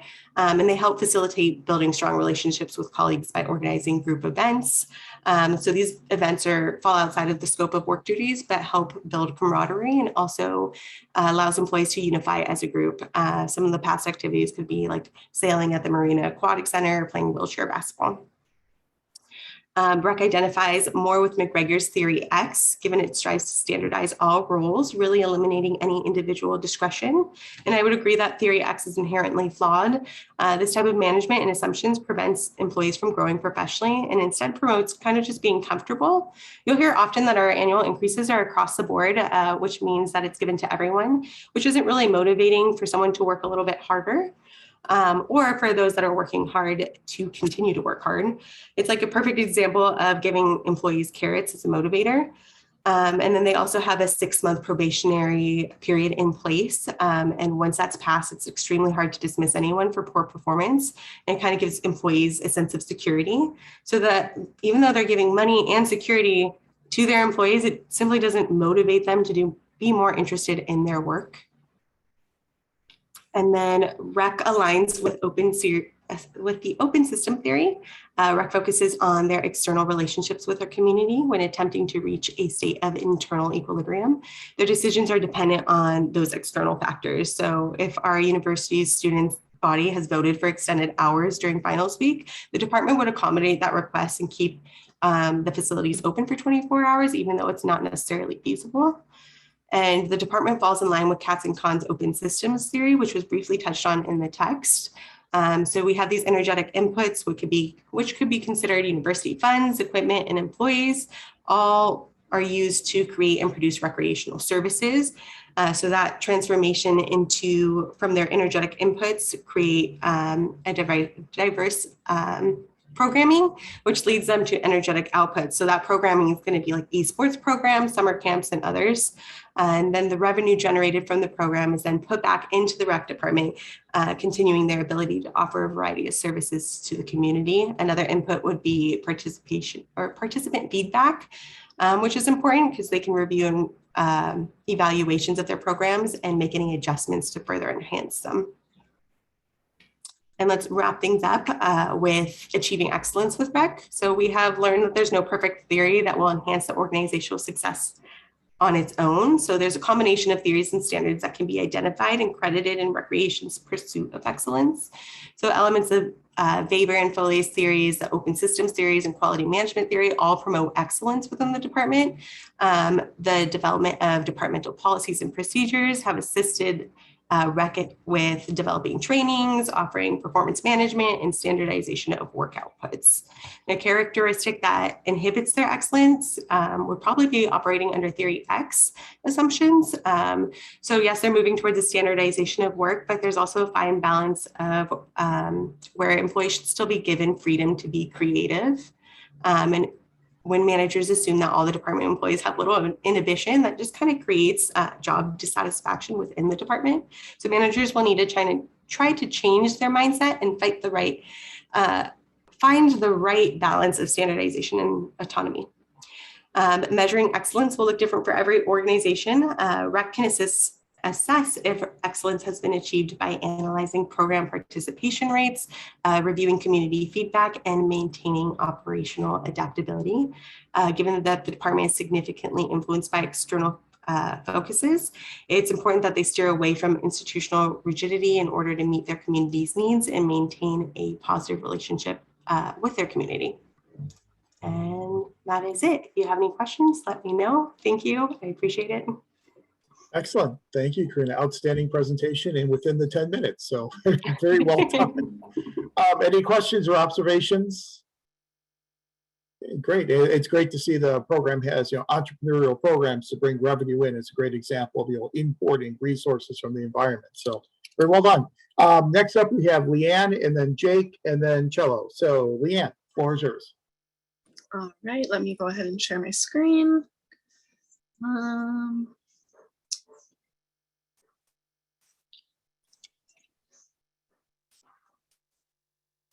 Right. I feel like I always butcher this part. All right. Are you guys able to see my screen? Yes. Awesome. Okay, so my name is Leanne Harrison Roth. I'll be presenting on my organizational analysis paper, and my organization is the City of La Palma's Recreation and Community Services Department. So like Karina said, you're gonna get a whole lot of rec back to back.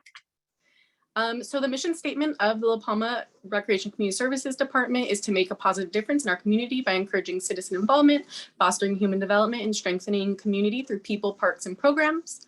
The department vision is sustaining and supporting La Palma as a 21st century hometown by creating community through people, parks, and program. You'll see the word hometown really plastered throughout everything. La Palma, it's a really small city with a population between 15 and 20,000. So the residents really take pride in their city. Our department itself only has one community center, one big park, and then 2 smaller pocket parks. And we're broken down into 4 different mini departments, which is the Youth and Family Services, Neighborhood and Community Services, Health and Wellness, and then Facilities and Operations and Resources. And many of these really do overlap quite a bit. So regarding illustrative management practices, in relation to the human relations model, something that's really big within the La Palma Recreation Department and the city as a whole is the social cohesion and morale throughout the city staff. One thing that I really appreciate that they do, whether you're part-time or full-time, you can volunteer to be a part of Team Vision each year, which is basically a group of employees that puts on monthly events for the employees to celebrate birthdays. They always have a fun little theme.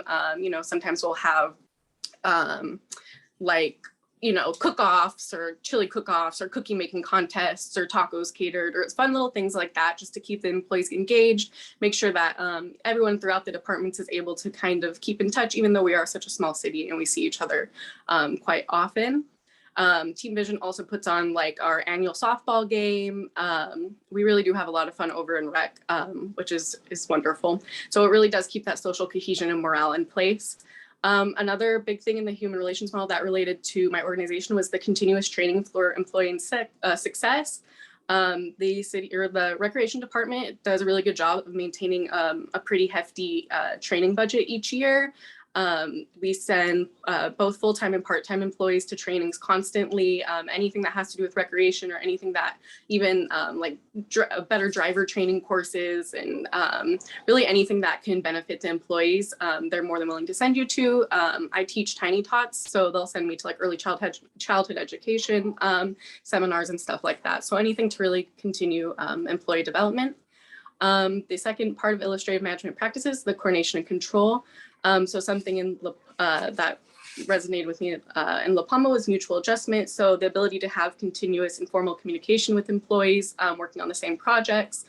We have a really good open door policy. So even if you don't have a formal meeting set up for that day or anything like that, the coordinators and the part-time staff and everyone involved is really good about checking in day to day, seeing where you're at, seeing what can be done, and really making sure that everyone is supported throughout the project. Regarding direct supervision, it's a tall hierarchy despite being a very small department. So you know exactly who your supervisor is, you know exactly who to check in with if you need any help or have any questions. The second thing is the standardization of values. It is very well known what the values, the core values of Dlmpa is. It's plastered in every room. We get emails weekly regarding just the values and what we appreciate as employees serving the public. Ultimately, we serve the public at large, and so it's important that we maintain our values in any way, shape, and form, whether we're in the office or out at the park or anything like that. Regarding Parsons' functional imperatives, two really stuck out to me. One was the adaptive function, so being able to adjust to forces in the external environment and acquire necessary resources, and goal attainment function, which developing goals and providing guidance on how to accomplish them. The full-time staff is really good about if we have special events or anything like that, we are put into groups, and we often have a meeting before the event even begins, and it says word for word exactly what's going on that day, how to do it, where to get it, everything like that. So the day of the event or the day of the program, everything runs really smoothly. It definitely takes a lot of the pressure off staff and also the people coordinating the event so that they can be open to other issues. So regarding elements of class organization theory, Weber's theory of bureaucracy definitely had some key elements within Dlmpa. So one is the hierarchy of authority. There is a clear chain of command. Granted, it's not uncommon for us, since we are such a small department, to be able to have a conversation with the director, have a conversation not with our immediate supervisor, but that chain of command is definitely there, and you know who you need to complain to, or if there's any issues going on, who you go to. The second thing is written documentation. I know someone was talking about it earlier. We have written documentation for everything. You can go on the computer and you can get an instant report from the 80s because they've scanned all that stuff in. There's a manual for everything you could possibly think of. When I stepped into my role as a tiny tot teacher, I was handed this binder of, I don't even know what was in there, but everything is documented. And it can be overwhelming at times, but it's definitely nice to have all that written, especially in part-time capacities. Turnover is not as high as at other cities, but it definitely is there. So it's nice to have everything written there, so you're not just constantly having to retrain. And then regarding administrative management theory, Vail's administrative principles, 3 stood out specifically. So equity, going back to the idea of making sure that everyone is included and everyone is, it doesn't hate coming to work. Luckily in recreation, it's something that most people really enjoy. You have intrinsic motivation to be there, but ensuring that everyone is, treated equitable. The stability of tenure of personnel. We're really fortunate at the city that most of our full-time staff have been there for 10 plus years because the city does treat everyone so well, in my opinion. Our director himself, he's been there for 35 years. He started as a recreation leader and moved his way up the ranks and never left. And then third, initiative is really taken with joy there. You're always encouraged to think outside the box if you think there's a better way to do something, or you're just doing something and it's just not making sense. They're more than willing to come and discuss what ideas you have. So definitely an open door policy and ability to kind of think outside that box and make changes if needed and approved. So regarding elements of human relations theory, regarding Roethlisberger's perspective, regarding formal organization versus informal organization, I know I spoke about this earlier several times, but regarding informal organization, we do have a really good open door policy.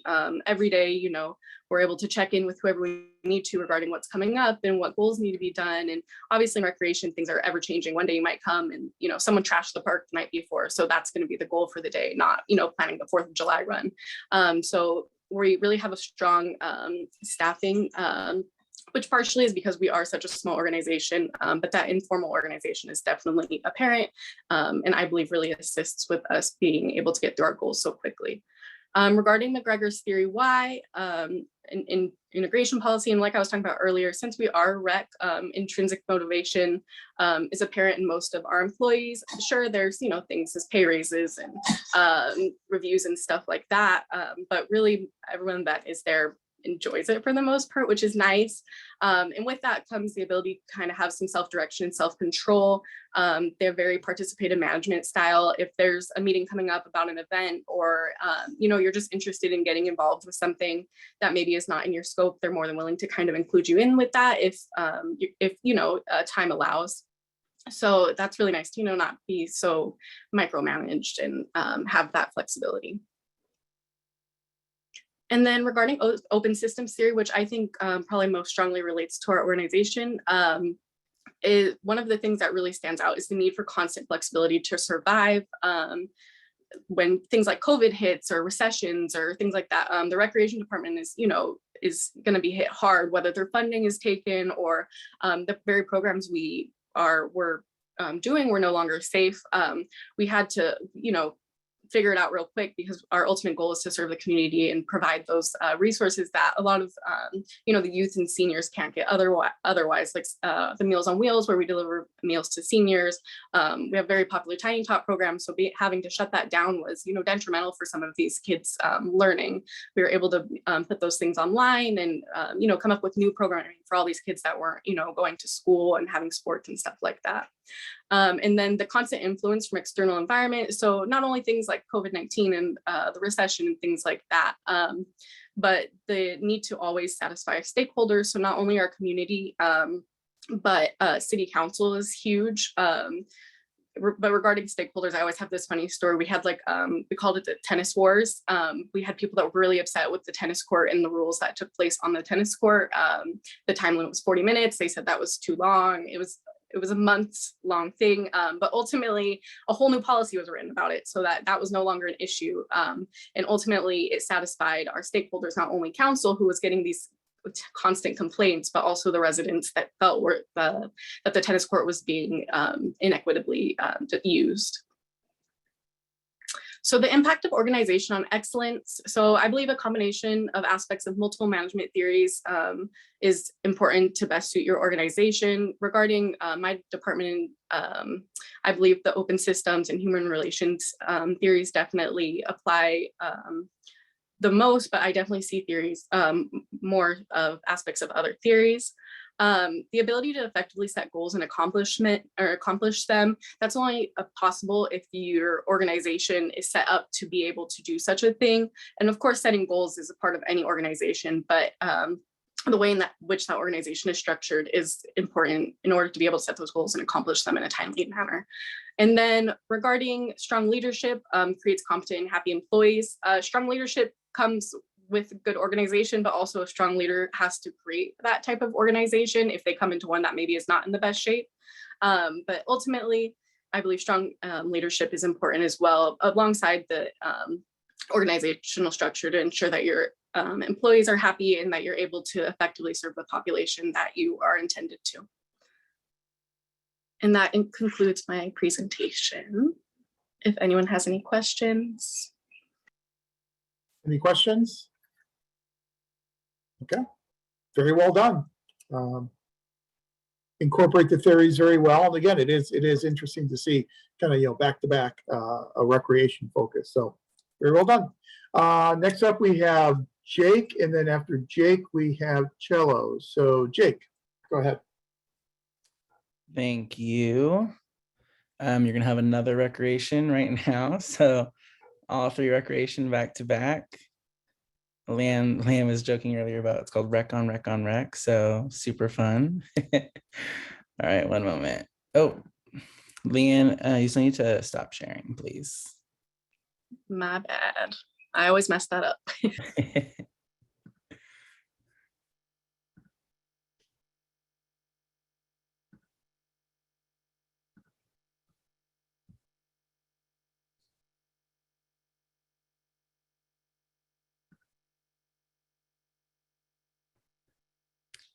Okay, can everyone see the slideshow? Yes. Perfect. All right, so I'll be doing my presentation on the Fountain Valley Recreation and Community Services Department. The purpose of this organizational analysis is to determine the multifaceted approach that the Fountain Valley Recreation and Community Services Department employ as the department works to serve the community. I've chosen this organization since I've been there for 9 years and plan to continue working there as I seek a promoted capacity upon a council-approved position reclassification this upcoming fiscal year. And I aim to provide a career full of public service with a huge emphasis in parks and recreation. The Fountain Valley Recreation and Community Services Department works with the other city departments to provide quality service to the community of Fountain Valley and to accomplish the larger goals of the city. One of these goals was set most recently by our Mayor Patrick Harper, which is togetherness, and how the Recreation and Community Services Department works to bring the community together through opportunities, events, and programs. In the most recent years, the city manager and the city council supported heavily subsidized programs to serve the community. However, the city is expecting a new city manager shortly, and it will be interesting to see what policies, programs, even budgets adjust to adapt and meet the new standards and expectations set by the new city manager. The department operates with 6 full-time staff and 33 part-time staff members, overseeing 1 recreation center, 1 senior center, 1 70-acre sports park, and 18 neighborhood pocket parks, with actually a new park in process of development. The department is heavily focused on special events with 20+ events throughout the year, with 7 of those being events with an average attendance of 5,000 people for each event, and 5 of them being carnival/food-based events that are held for an entire weekend. Shameless plug, next one is this coming weekend for the Crawfish Festival in Fountain Valley. Check it out at crawfishfestival.com. It's hard to say what model of organization I truly felt the department best aligned with. It feels to me that a combination is applicable. The human relations model applies with the internal focus on the people who make up the organization, the morale, the training provided to bring cohesion with the staff, and really more of that team effort for effectiveness and working together. However, the open systems model applies with a huge emphasis on community services and every program adapting to meet needs of the community. In the 9 years that I've been with the department, I've seen changes in staffing arrangements, canceling programs, adding programs, adjusting, and even in the upcoming budget year, the potential of adding a full-time position to our team. And a huge emphasis on adapting along with COVID in order to strive and thrive as other organizations did as well. Mutual adjustment is used when teams are assigned for a special event and the team works together to determine what needs to be done and how to accomplish it the best. This mutual accountability and collaboration is successful as the team works together to achieve a common goal. However, most important for this department is the standardization of values. The department holds regular staff trainings and a huge emphasis on day one on the understanding of why and really an understanding behind what's being done and why it's important. The department utilizes the motivational strategy of goal congruence. The department seeks candidates who are qualified, but also those who aim to serve the community and public services. I know this has been mentioned a couple of times today. Staff is really not as focused on money often as a motivational factor, especially with recent budget constraints that I know I felt in my department. It's really less opportunities for financial or physical rewarding for performance when necessary. The City of Fountain Valley Recreation and Community Services Department adheres to a hierarchy of authority in which there's a clear chain of command. The organization does have a clearly defined chain of command, but does blur the lines of command as it might dictate. Often this chain of command gets confused or blurred when someone new comes into position and is working to learn what their role is, or if a subordinate cannot get a hold of their direct supervisor in a crisis. There are clearly defined policies and procedures in place that allow them to call their secondary supervisor or even the director if needed based on the case of the emergency and what might be necessary. The City of Fountain Valley, as a larger organization, practices fixed official duties by assigning specific job duties to the departments. For the Recreation and Community Services Department, we have 5 different divisions. You can see them there on the screen. And through these fixed duties, clearly communicated responsibilities are assigned, which helps ensure that proper care is taken for the community in each of those areas. Performance measurement is also used on a regular basis informally to evaluate the success of a special event or a program. With such large special events, the supervisor cannot be everywhere. So often informal meetings are held with the staff working to determine what changes can be made the next time the event is held to really enhance our programs and events. Formally, we use staff evaluations to determine past successes throughout the year, past areas where maybe we failed and we can learn from our failures, and then set goals for the coming year. Collective problem solving was utilized heavily as Recreation and Community Services looked to thrive and survive during COVID-19. I know a lot of organizations did that, but this department staff worked together to find creative solutions that allowed the community members to still find joy in their city. Through a lot of innovative means. They started a YouTube channel and won a statewide innovative programming award for their Water Safety Wednesday videos to still promote water safety when they were no longer able to hold the aquatics program due to COVID restrictions. Participative management is heavily utilized in making large group-based decisions and is utilized on part-time staff making their own decisions about programs they oversee and also the facilities that they oversee. Theory Y is the most utilized in the Recreation and Community Services Department. The team works towards objectives that are set at hand, but not because of a physical reward. Like I mentioned before, managers hold regular staff trainings and really focus from day one on the reason why. This was huge emphasis from a concept from Simon Sinek called the Golden Circle. So for those that don't know the quick synopsis of it, the concept is that a lot of people know what they do. Some even know how they do it. But when you know why you do it, you get staff that are more invested and effective in everything that they do. And working in the public sector, we've definitely seen that the why is huge. And when we've focused on that, the staff is motivated by service to the community and making a difference in big and small ways. And with proper leadership and the right people as part of the team, the department has seen staff not only accept, but also seek responsibility. Staff wants to be involved, they want to grow, and they want to be part of a successful team for the community. The participative management is utilized to foster a culture where each employee feels valued and part of the team. It's important to create a supportive workplace in which employees feel comfortable around each other to try new things, learn, grow, maybe fail potentially, and then learn from their failures. Fountain Valley Recreation and Community Services Department is an organization that operates within the concept of an open systems theory. This organization focuses on external environment and how it interacts with the environment it finds itself in. As a community services is an important part of this department's mission. Staff focuses on ways to serve the community better and meet the community needs, which often means adapting programs or changing or adding new programs to really meet what the community is wanting from the department. The City of Fountain Valley annually conducts a strategic planning with the administrative team to determine in which ways the city needs to focus for the upcoming year and set goals and ways to accomplish the objectives listed.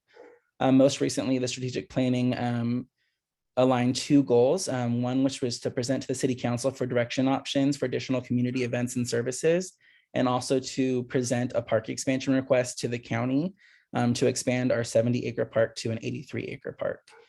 Both smaller goals are listed under the overarching goal of enhancing the culture and environment of the City of Fountain Valley.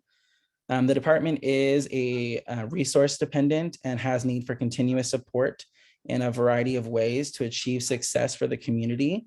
The department sees this through sponsorships and subsidized programs and events through tax dollars. Really, the community does support full-heartedly the department. While the department does focus on the external, it finds commonality with some natural or closed systems theories as the department works on the internal organization as well. Concepts like maintenance needs and morale leadership are inherent in public services. Through the learning this semester, and as the book communicates, it is our job as leaders to combine theories, concepts, and principles that will best serve our staff, programs, and those our organizations are intended to serve. I see excellence in this organization through the ongoing participative management with staff at all levels. I see staff becoming leaders in their programs and assigned responsibilities. I view excellence as my part-time staff growing during their time with my organization and feeling not just valued, but that they are gaining value through what they accomplish at work. The department works within confinements on continuous improvement on programs and events. Being a public organization under a city council, there are some policies and procedures that are council approved that can't just be adjusted without additional council approval. Those may be fees, policies, et cetera. However, staff work to improve efficiency, customer service, and adjust policies to meet industry standards or to meet the needs of both internal and external customer service. And through measuring excellence, we do focus on community feedback and also program participation and involvement with our special events and our programs to really see what the community is enjoying and what we potentially need to adjust in order to better serve the community.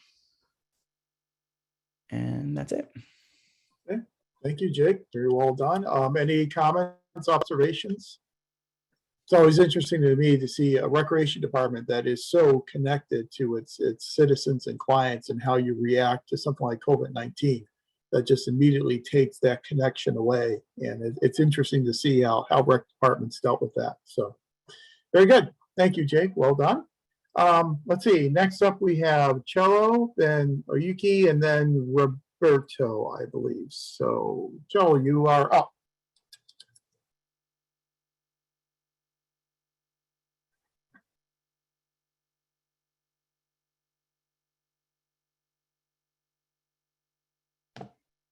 Can you hear me?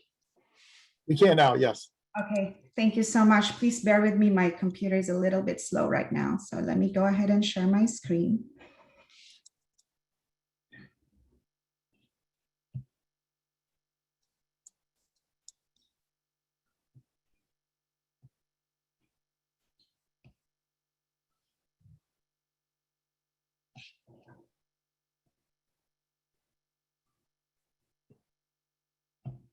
Can you see my screen? It says it's loading. Okay. I'm not seeing anything yet. It says you started screen sharing. Yes, I did. Please bear with me. I'm so sorry. It seems like it might be stuck.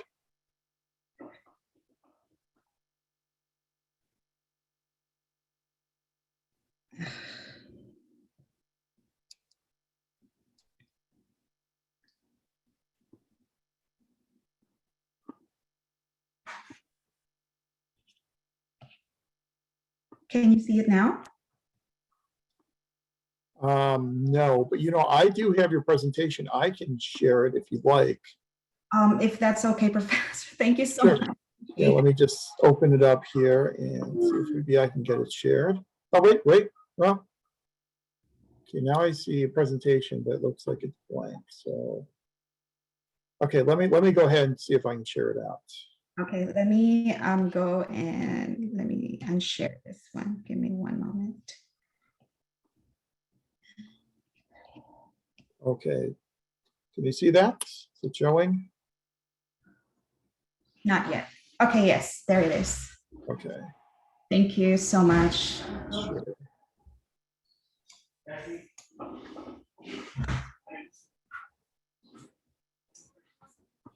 Okay. Good evening, everyone. My name is Cello Jovellanos, and tonight I will present to you the organizational analysis of the department where I work. It's the LA County Department of Consumer and Business Affairs, and I'm one of the program managers over there. I used to hold a position as a foreclosure prevention counselor and did cross trainings in consumer counseling, investigations, mediation, and small claims units. Next slide, please.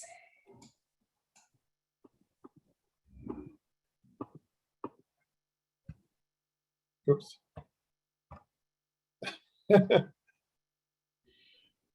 Oh, gosh. Oh. It's not working also. Can you see it now as the topics or?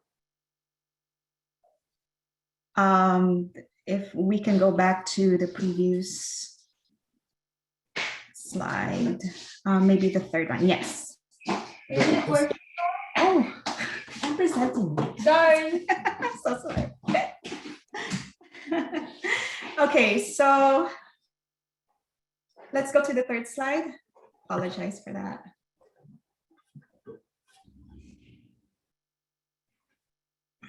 Are we on the third slide, Professor? Okay. I think that's the third one. There's this one, and then this is the next one. That's correct, yes. So the County of Los Angeles Department of Consumer and Business Affairs has a long history of working to ensure a fair marketplace for LA County residents. The Los Angeles County Board of Supervisors recognized the need of a department who could advocate for LA County residents, act as a central clearinghouse for consumer complaints, and disseminate consumer protection information.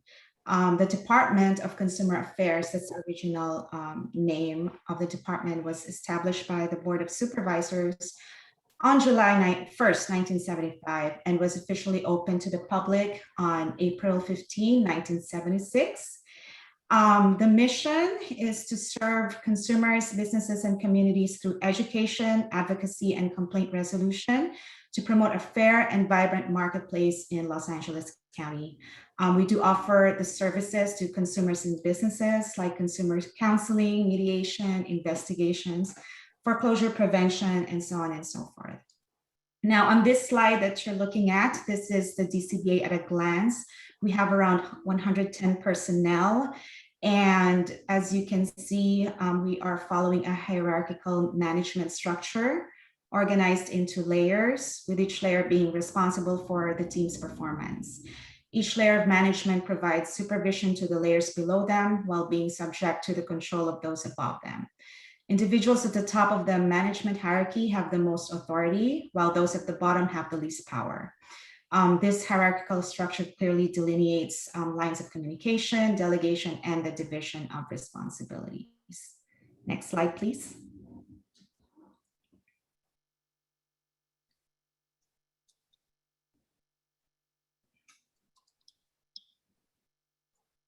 Okay, are we on slide 5, Professor? Yes, the illustrative management practices.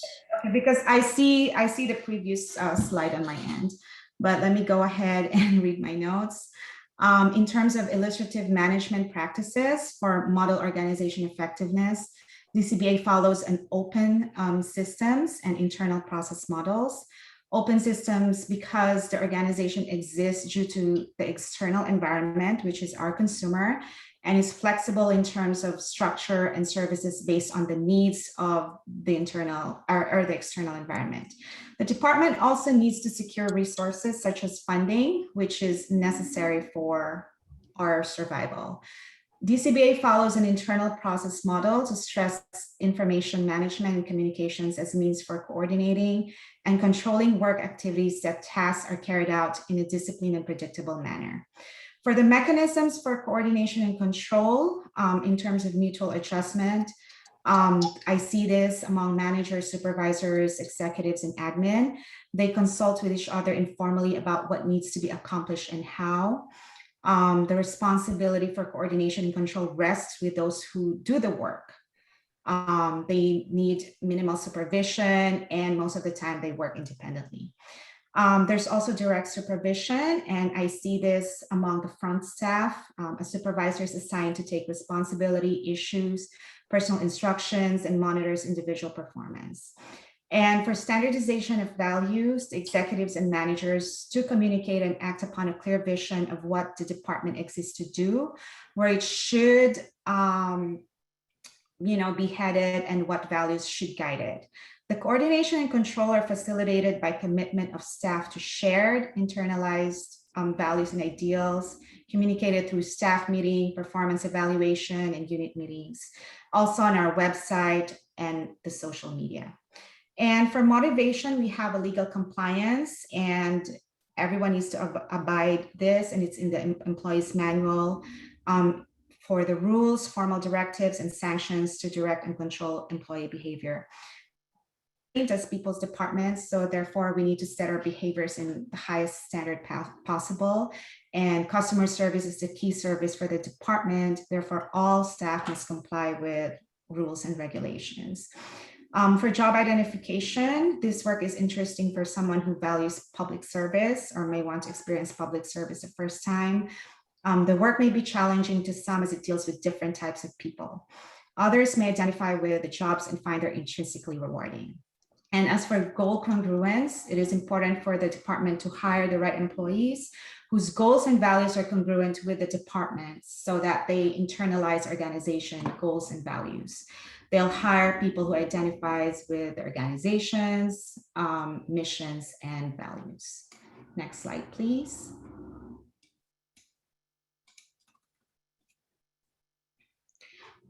Okay, are we on the next slide, Professor? I'm seeing classic organization theories. Is everyone else seeing that? Yes, I'm seeing it now. Okay, good. Okay, so for the classical organization theories, under Weber's ideal type bureaucracy, as we have discussed, or as I've discussed in the previous slide, that we do follow the hierarchy of authority.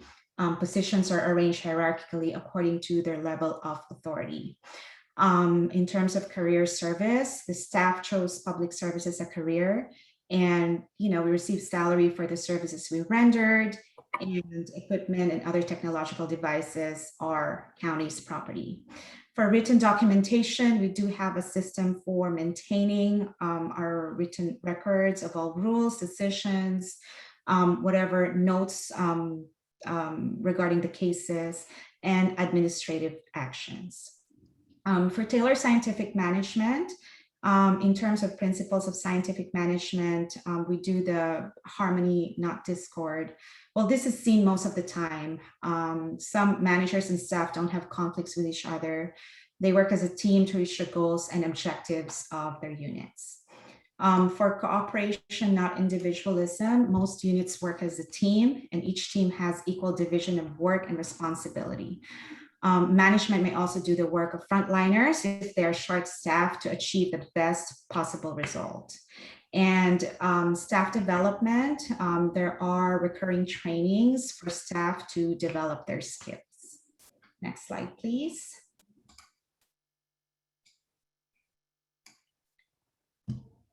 Okay, for the neoclassical organization theories, I still don't see it yet, but let me discuss it already. For power, under Follett's theories, we have the power and authority.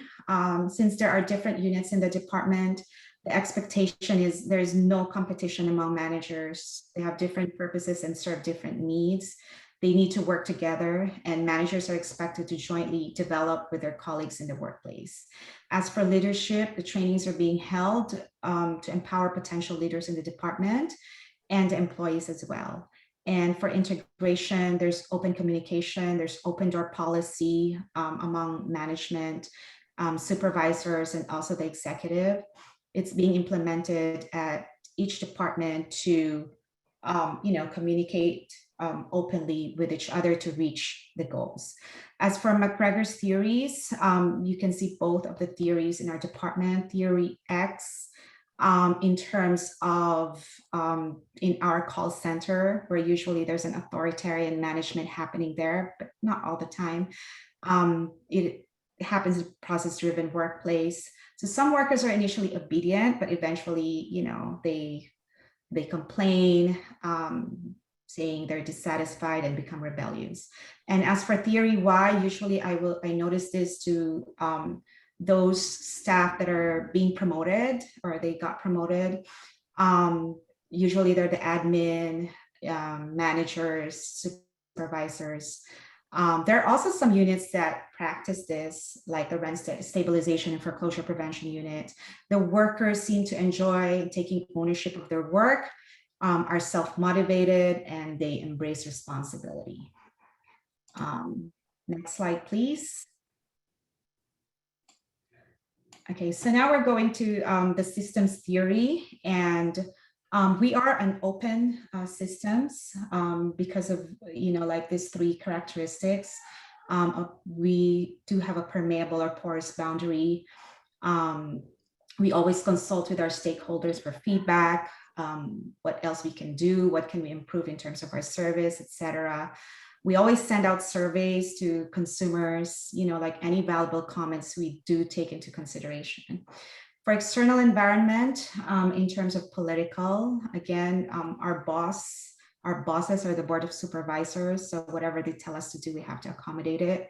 Economic, let me give you an example. During pandemic, the high statistics of foreclosure and tenant landlord issues, they were so high, they were prevalent. So we need to focus on those issues and how to alleviate and resolve. But at the same time, we advocate for the consumers. So, it was really challenging at the time.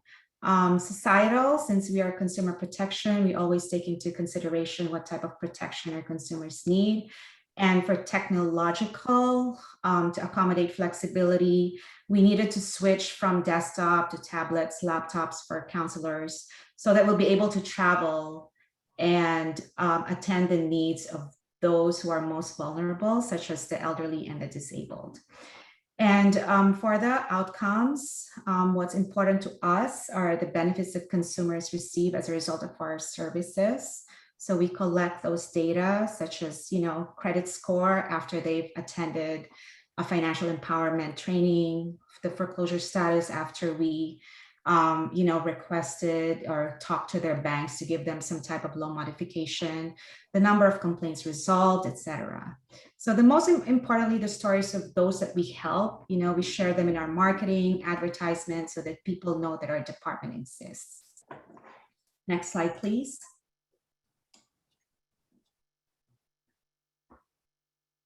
Okay, so finally, I'll be talking about the impact of the organization on excellence. The characteristics that are important to us would be, of course, our customer satisfaction. For social responsibility, the department adhere to the laws and regulations of the environments within which we operate. The staff should do what is right, and even if not enforced by the letter of the law, to promote self-sufficiency in the environments on which we operate. Of course, happy employees, I think one of my colleagues discussed about this. As long as we have clear roles, we have good relationship with our superiors, and the pay is right, then we're happy. And managed resilience. So the pandemic has brought extraordinary challenges to the department. So through innovation, evolution, and expediency, we've operated really well. We've answered call to serve the LA County's 10 million plus residents. And then what inhibits excellence? Of course, we don't want poor service. We don't want unhappy employees. And if the employees cannot adapt to changes. And how is excellence achieved? So we wanted to do like some type of strategic direction. So our executives, they assign objectives to the managers so that, their team of those managers owns the completion of whatever projects they're assigned to. So the accountability is very important for ensuring that the strategy is put into practice. And we also use applied metrics, like for example, our Google Analytics to see how the website and social media are working by monitoring the traffic on the website. We use CRM software to monitor cases, and most importantly, to track the objectives of strategic direction. And also we use strategic communication, as what was mentioned before, emails, meetings, training sessions, also distributing information through the DCBA website. And as I've said, feedback is very important for us to improve our customer service. So with that, my presentation is over. If you have any questions, please let me know.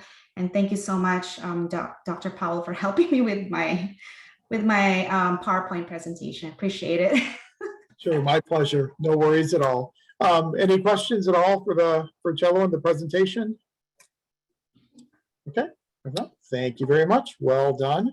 Stop the share. Okay, let's see who we have and who we do not. I don't see a Yuki. No, so I guess that would mean next up would then be Roberto. Then we also have then Jacqueline, Monica, and Christina on the agenda for tonight. So Roberto, I will turn it over to you. Great, thank you. Can you see my slides? Yes. Perfect, thank you. Hi everyone, again, my name is Roberto Rodriguez. My organizational analysis will be on Disability Rights California, which is a nonprofit in California. It's a federal nonprofit. Topic overview. So we will be covering quick introduction and background, illustrative management practices, elements of class organization theory, elements of relation theory, and also system theory organizations and the impacts of organizations on excellence. I'm going to skip the executive summary. So a little bit more about Disability Rights California, also known as DRC.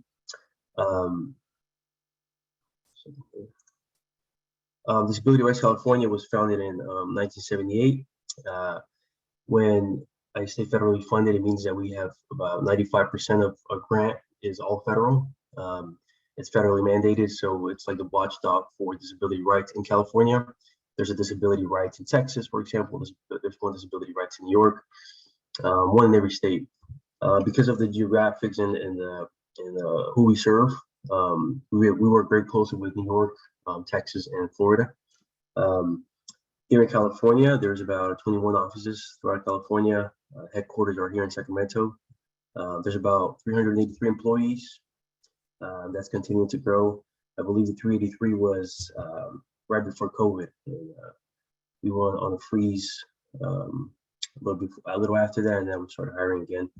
So we might be closer to 400.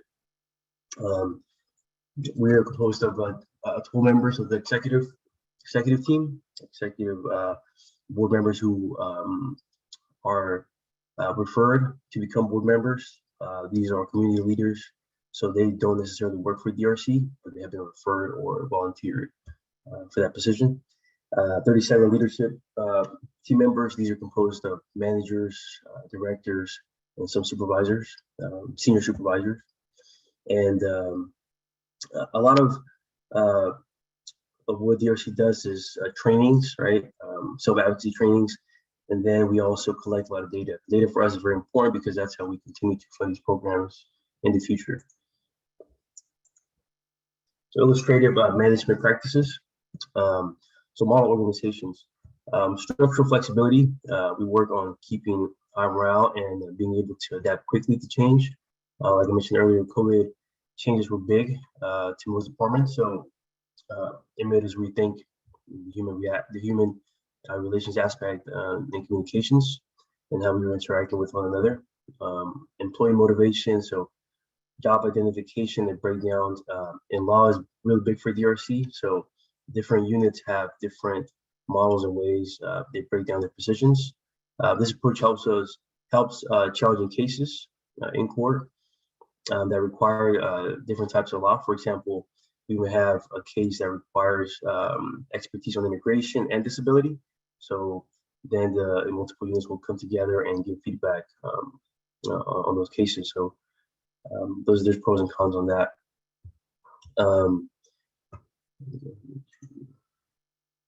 Taylor's theory. So promotion and law, pretty much law degrees are very big at DRC. I think we're about 70% attorneys.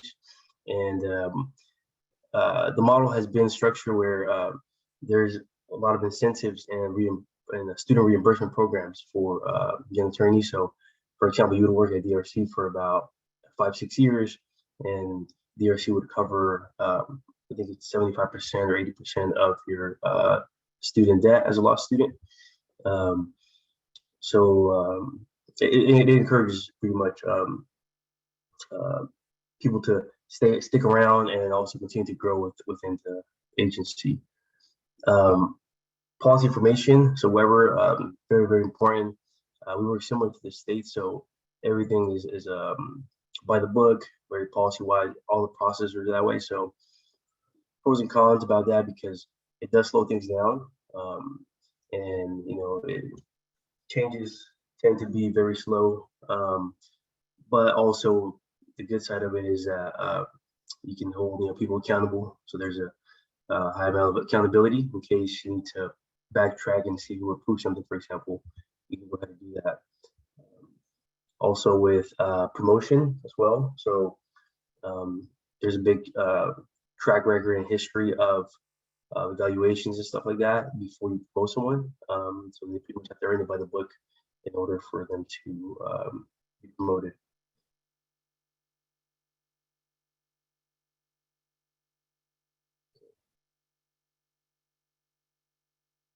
So McGregor, many of the advocates have roots in the community already and already motivated to work with these groups. Education programs are created based on needs observed in the community, right? And also feedback. So many times the feedback is given to directly the advocate, and they transform into trainings, right? So they have the freedom to hear the feedback, create trainings for the community. Before the advocates have the freedom to connect with the community and build pretty much rapport with them, right? This can be done in many ways, however they see fit, and this itself motivates the advocates to think outside the box and connect with the community. And then Mayo, this is very, very important. It has been a new change for DRC. Recently, there's been a push for ERGs, employee resource groups.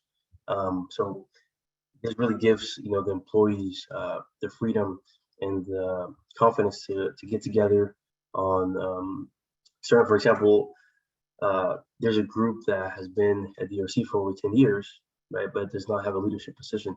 So these folks have come together and create a group on how they can open up new opportunities for them and for people who are right behind them, right? And they create new ideas, feedback for leadership, and leadership then analyzes and goes over feedback and creates change based on that. But we're still in the early stages of the ERGs, but so far they're creating a lot of impact at DRC, which is really great.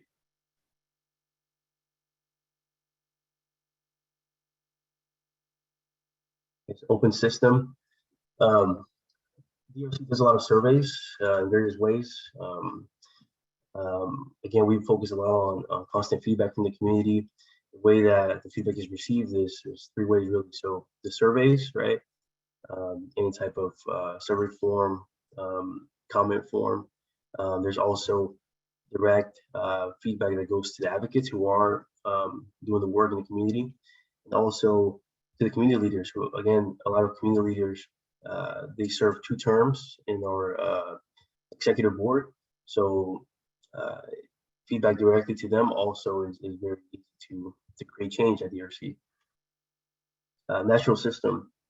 So being able to be receptive feedback is key, especially from the ERGs and from the community, because obviously there's so much feedback from both parties, but there's no change. That can also be problematic.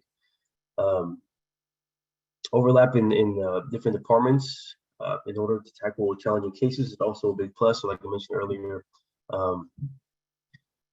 different laws, so different types of law, right? Come together, work together on challenging cases that require different knowledges. And that's been very helpful because there's not a lot of nonprofits who do that. A lot of them just focus on one main thing, which could be like immigration, could be disability. We're expanding. We're trying to focus on multi-layer issues. So I can see that obviously continuing to grow as well. And to finalize here, measures. So again, like I mentioned earlier, measuring and collecting data for DRC is very, very important. What we do is collect various points of analytics and report back to the grants, right? So the grants go back to the feds, and then they'll continue to fund existing programs. And a very important part is also doing research, right? So we have a research unit that works with the community, works with the advocates in order to see what other needs there will be, for example, 5 years from now, right, as populations continue to grow in California. And that allows us to continue to ask for more aid and also receive more grants for new programs in the future. So again, data is very, very important of how we measure, and also how we report back to feds. That finalizes my presentation. Thank you for your time. Thank you very much, Roberto. Well done. Any questions or comments for Roberto? Okay. According to my, well, it's about 8:35 now. According to my records, unless I'm mistaken, it looks like we have 3 more presentations scheduled for this evening and then the rest for Saturday. So Jacqueline, you are up, and then I believe we have Monica and then Christina. So the floor is yours, Jacqueline. Okay, can you hear me? Yes.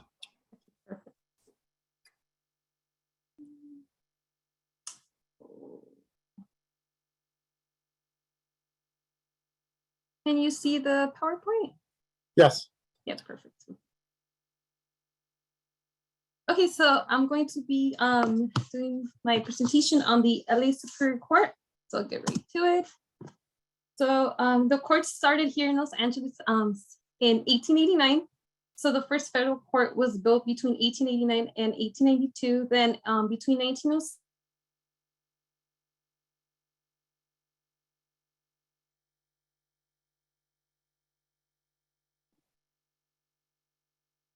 So either you froze or my internet froze. Not sure which. I think it was her internet. Yeah, but then Litigations within. I'm sorry. Oh, I thought I heard something. Oh, you had frozen up for a second, Jacqueline, but you're back. Okay. Can you hear me now? Yeah, we can hear you now. Oh, sorry. Okay, so like I said, the LA Superior Court is the largest unified trial court in the entire country. We have over 4,000 employees. There's 37 courthouses throughout the county and 9 litigations. We have the appellate courts, probate, family law, civil, criminal, traffic, small claims, mental health, and juvenile. I work in the Torrance courthouse, and I work for the family and civil department. And yearly, there's 2.7 million new cases. So we get a lot of things coming into the court every year. And so we do have a hierarchy within the Superior Court. There's a chain of command. At the very top, we have our chief executive officer, along with the main presiding judge for all the judges. And then below our chief executive officer, we have our chief of operations, directors, managers, senior administrators, and then supervisors. And then there's me at the bottom, the clerks that work in the department as well. So as described by Weber, my department does have, and it's been arranged according to our assigned level of authority.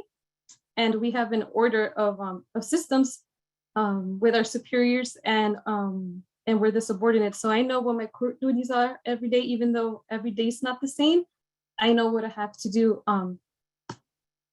every day. So I'll go to the next slide. And so for the illustrative management and practices of the court, we do practice the model of organizational effectiveness, and we must meet the external demands. So that's the public, the litigants we have, attorneys, and organizations we work along with, through our activities. And so I did put that Britney Spears case because it was a very famous case that just concluded this year.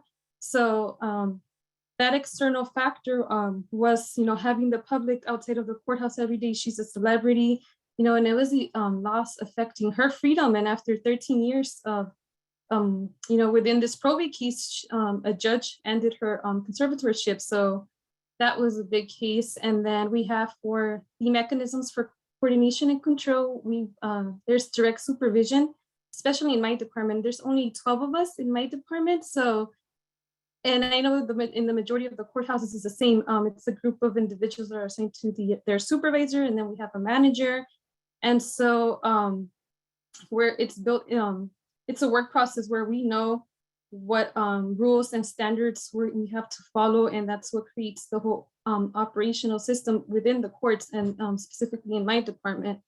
And so that lies under that standardization of work progress. So even though every day is not the same for me, I work family law, so I know that no matter what I do will be within family law, whether it's a divorce case, a paternity case, a custody case, whatever it is, it'll be the same. And there's guidelines I must follow every single day for the same reason. And for to motivate employees, we do have instrumental rewards. We're rewarded for our performance. There's distribution of pay, promotions.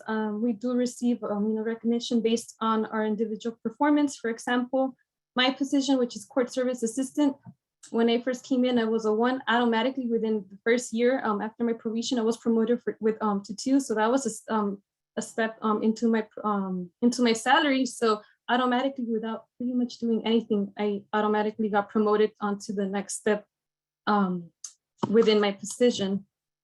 And so for classic organizational theories, like I had mentioned, the Superior Court is based off a hierarchy of authority. So we're arranged according to our level of authority. There's a firmly ordered system of superior subordinate relationships, like I had mentioned. And we all know it's clear what my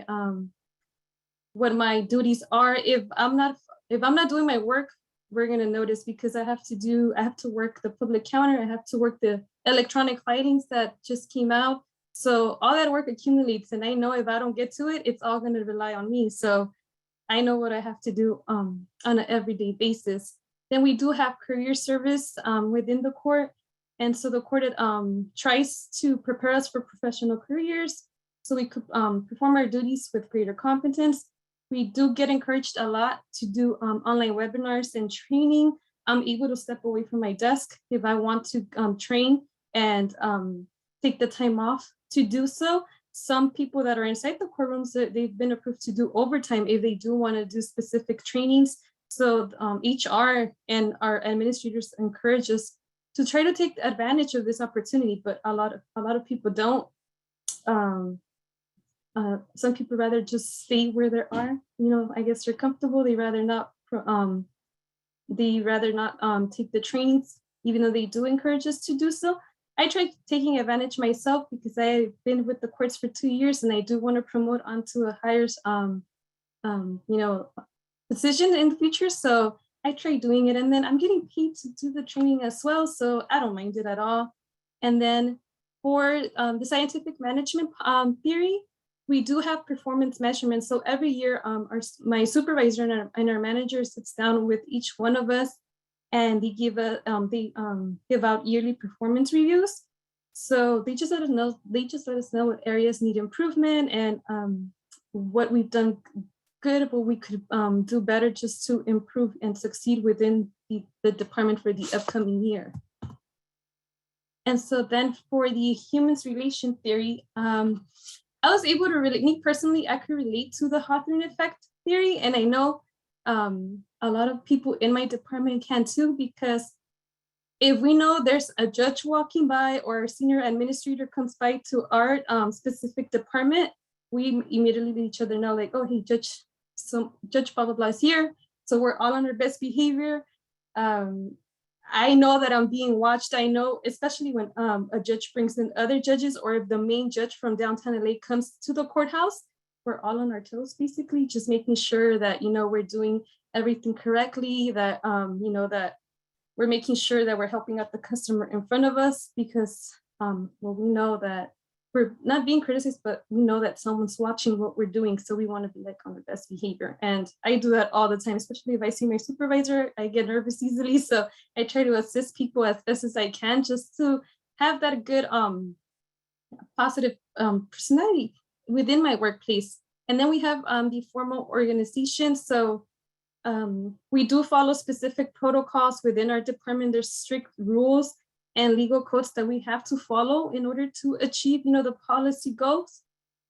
Just this afternoon, I had like an encounter with a person, who was really frustrated because I couldn't take her paperwork, and I kept trying to explain to her that her zip code is not part of my jurisdiction. And she was super angry. She kept saying that it was LA County that I had to take her paperwork no matter what. But I was trying to explain to her that there's a policy that I have to follow, that if your zip code doesn't pertain to our jurisdiction, I can't take your paperwork. So it is hard at times when you try to explain it to self-represented represented litigants as well, but it's the same thing. There's rules and policies that I have to follow, that I have to abide by.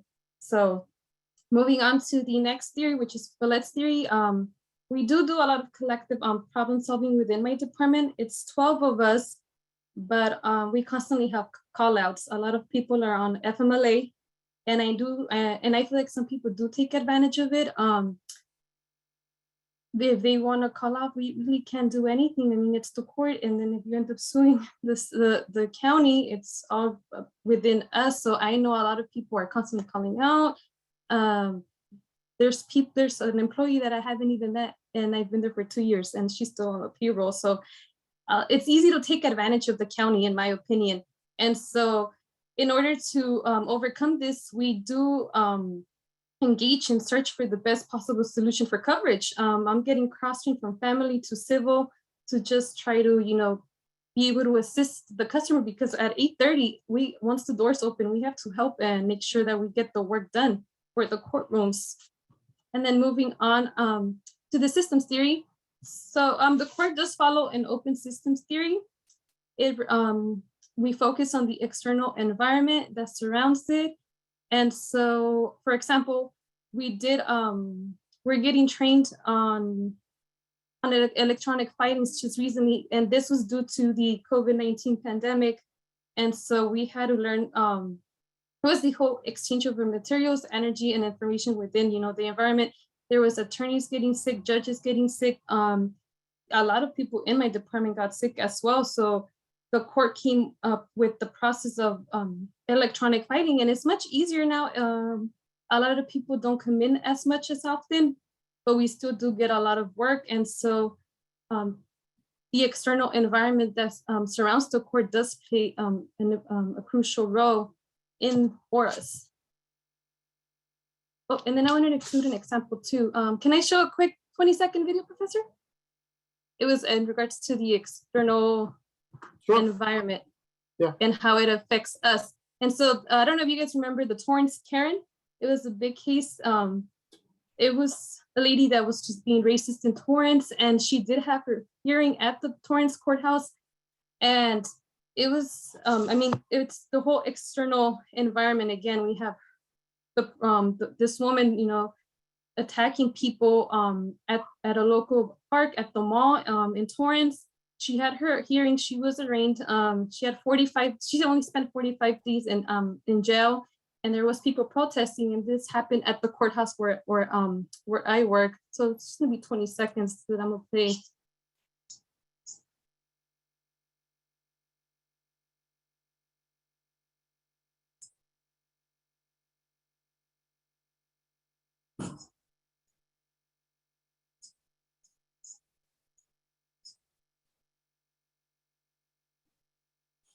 Okay, so I'll be it on that. And so that does affect us as well. Like, for example, for us, before that even happened, our senior administrator sent out emails letting us know, hey, you guys want to park in the secluded back area, you're more than welcome to. Just so you know, this person's coming in, do not talk to the media, we can't really provide people with any information. So it does play a big role on us too. The news will follow you and ask you if you know any information. And a lot of people weren't happy because she only received 45 days after attacking and even putting hands on people. So it does play a big role. And it's important, that we keep discretion as well, because we do have access to a lot of confidential cases, especially when it comes down to family. We can't expose a lot of stuff. So it does play a role in the court. And then last, achieving excellence. So for the most part, I feel that the court heavily relies on Weber's theory of bureaucracy. We have direct supervision. There's the standardization of work processes, worker skills, trainings, Being able to join a union is one of the rewards. For example, in our union, if we ever get called into a manager's meeting, I could tell my manager, nope, I don't want to talk to you. I need my rep here. So we do have a lot of benefits to working for the courthouse. The benefits, my lunch is an hour and a half. So I feel really lucky that I get a lunch that's that long too. Promotions, we have the judges every year bringing gift cards for Christmas, for Thanksgiving, just to show that they appreciate what we're doing. And there's educational reimbursements. For example, I'm getting $2,000 back every year just for doing this master's program, which is good, and it's to my advantage as well. And I plan on staying with them for as long as I can. So there is benefits to working for the Superior Courts. And so that concludes my presentation, Professor. Okay. Thank you, Jacqueline. It does sound like a good place to work. An hour and a half lunch, yeah. You can't beat that. Great. Okay, thank you very much, Jacqueline. Well done. Let's see. I believe, what are we looking at now? We're looking at 8:50. So next up is Monica. So Monica, the floor is yours. Great.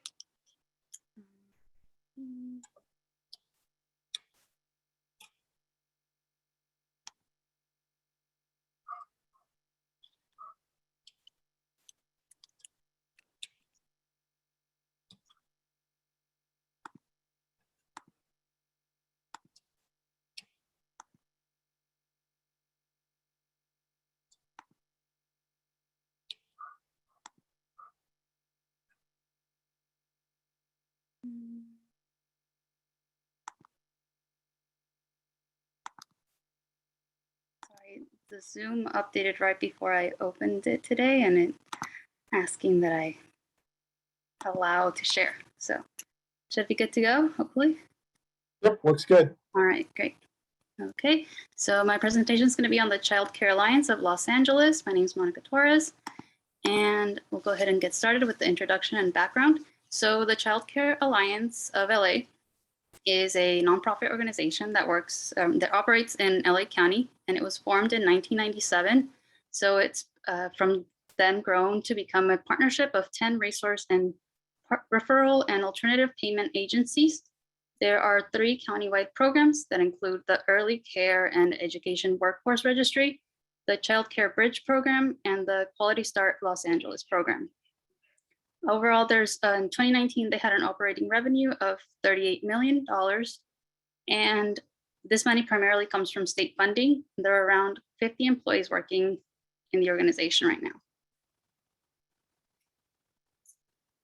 So for illustrative management practices at the organization, there is a direct supervision. So the agency is broken into those 3 programs that I mentioned. And within those 3 programs, there are supervisors who are assigned a team.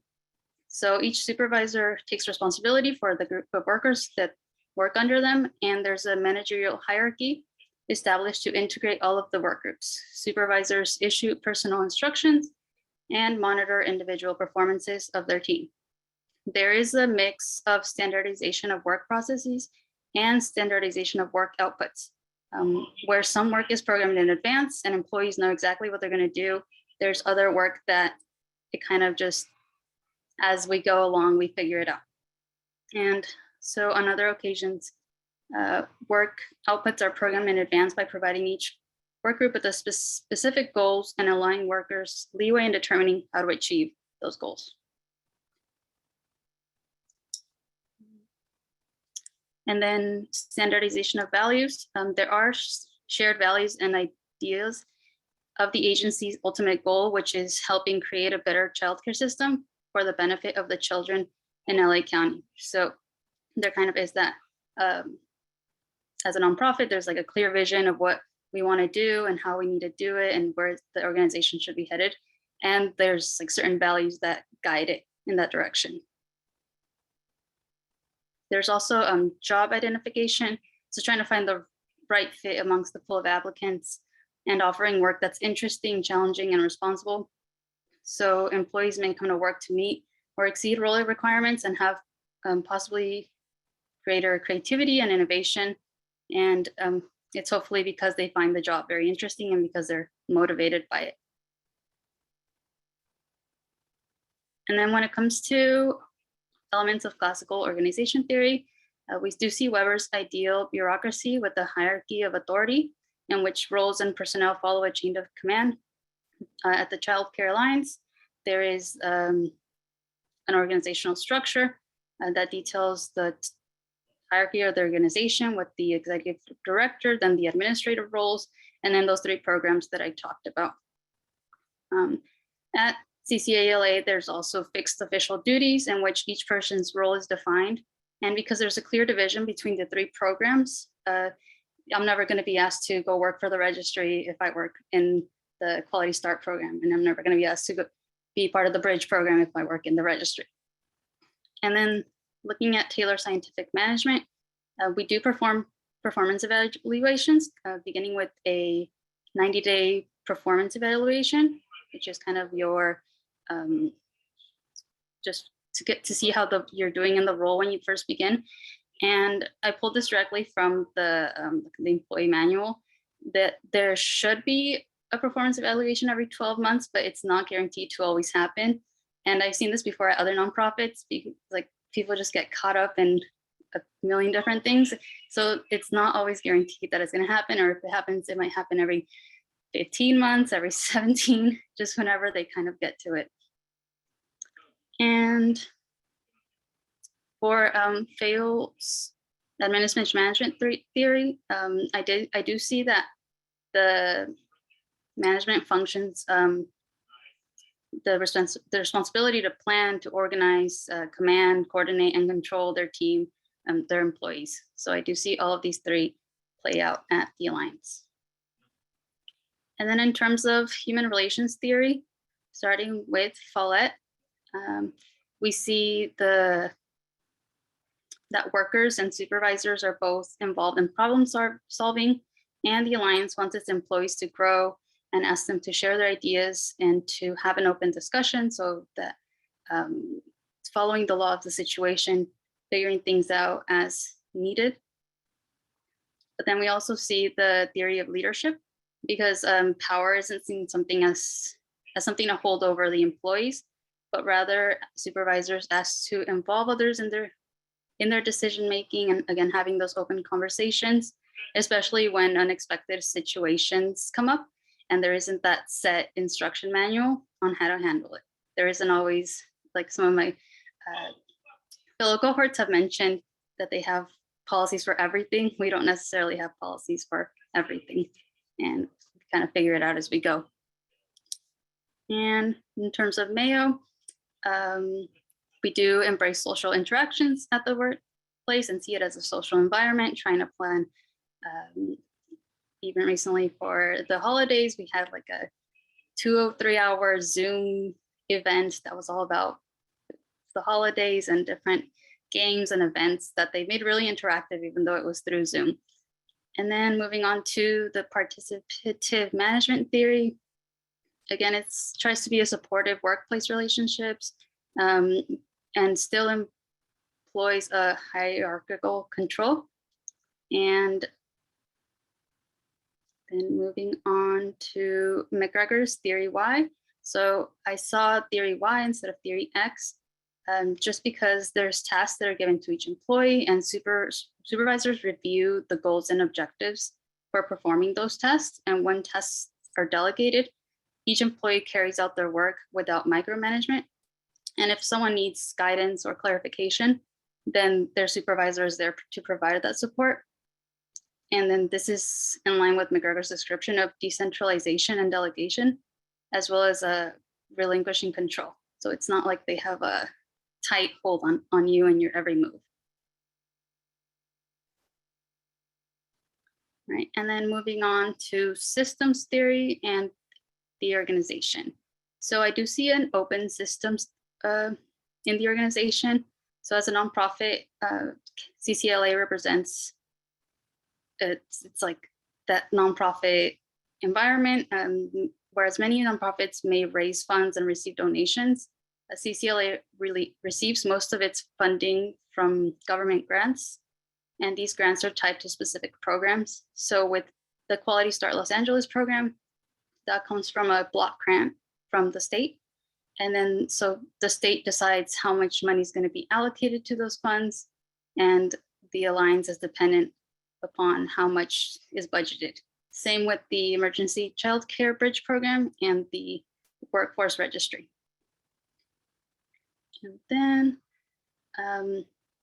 because CCLA works as a partnership of 10 resource and referral agencies, these agencies have to work together as a system, and they're all interconnected, and they rely on each other to get things done.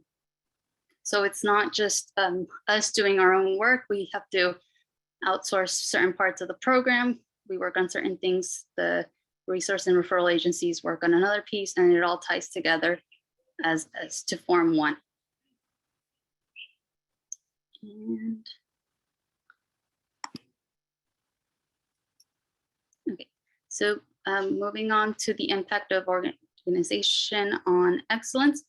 I looked at, I'm not sure how to pronounce this one, Huron's structural approach to quality management. And the reason that I try to apply quality planning, quality control, and quality improvement is because with quality planning, they're trying to provide services that the customers need. So the agency knows it's subject to audits, and therefore it must make sure things are done according to program outlines, and has internal processes that the workers must follow. So that kind of ties to the quality control. With knowing that audits are coming, we have to make sure we do things the right way. And another way the Alliance works on quality improvement is by looking beyond the agency to identify childcare inequities, as well as key points to continue to improve child care. And if that means going to webinars, going to workshops, things like that, so that the employees themselves are more educated about childcare and what needs to be done, or what needs to be built upon or improved upon, then all of that information is then brought back to the Alliance and discussed. And I believe that is all for my presentation. Excellent. Thank you, Monica. Right on time too, so well done. But one of the great things about this class is that, you know, everyone works for different types of organizations, and it's good to see. We've seen public organizations, private organizations, and nonprofit organizations, and seeing those comparisons and how these theories apply across those different types of organizations, I think is really enlightening. You know, just comparing Monica's organization to Jacqueline's organization, and the absence of unionization versus the presence of unionization, you can really see those types of impacts. So very well done. Thank you, Monica. And finally, our final presentation for tonight is Christina. Christina, if you are ready to go, I will turn the floor over to you. Okay, I'm just, one second. And can you guys see my screen? Yes, we can. Great. Hi, everyone. Thanks for sitting and waiting for me to go last. Tonight, I'm going to present my organizational analysis for Camp Del Corazon, which is a small nonprofit organization based here in Los Angeles. Camp Del Corazon was founded in 1995 by a pediatric cardiologist and nurse at UCLA, and serves children and families living with congenital heart defects. The co-founder and the organization's only executive director sadly passed away in 2019, and her daughter then took over the position. The other co-founder is the current board president and volunteer medical director. The organization's primary programs are a residential summer camp on Catalina Island, an educational symposium, and a young adult transitional program. While I initially categorized CDC as a human relations model, upon further study, I realized that an open system model more accurately defines its vulnerability to external factors and the sheer scale of flexibility the organization employs in order to survive. Almost by definition, nonprofits are in constant search of resources. Resources are scarce, and at the mercy of external pressures like the economy, politics, and other competing programs. As such, CDC is a bare bones operation with a minimal staff and a large volunteer corps, which enables a larger work output without additional staffing expenses. Boundary spanning roles are the norm. The primary mechanism used to coordinate and control work activities is mutual adjustment, as informal consultation between staff informs most of our work. Instrumental rewards and goal congruence are the primary motivational strategies. Finding parallels between classical organization theories and CDC was honestly difficult. They don't subscribe to any formal organizational models. Historically, processes have been ad hoc with little strategic forethought. That being said, there are some similarities. For Weber's ideal bureaucracy, CDC does employ a small hierarchy of authority, even with a staff of just 5. Well, actually, we added someone, so never mind, it's 7 now. The board of directors resides at the top, like all 501c3s, followed by the executive director. Under the ED, the organization is bifurcated between programs and development and operations, which is where I work, with small teams under those respective directors. Weber believed in dividing work along administrative functions, which CDC does attempt to do. They also try to utilize written documentation, having progressively built a small but growing catalog of policies and procedures. Since documentation is relatively new to the organization, enforcing these systems remains an ongoing challenge. Taylor's scientific management is perhaps the furthest from CDC's organizational ethos. Much of the gap could be attributed to our size.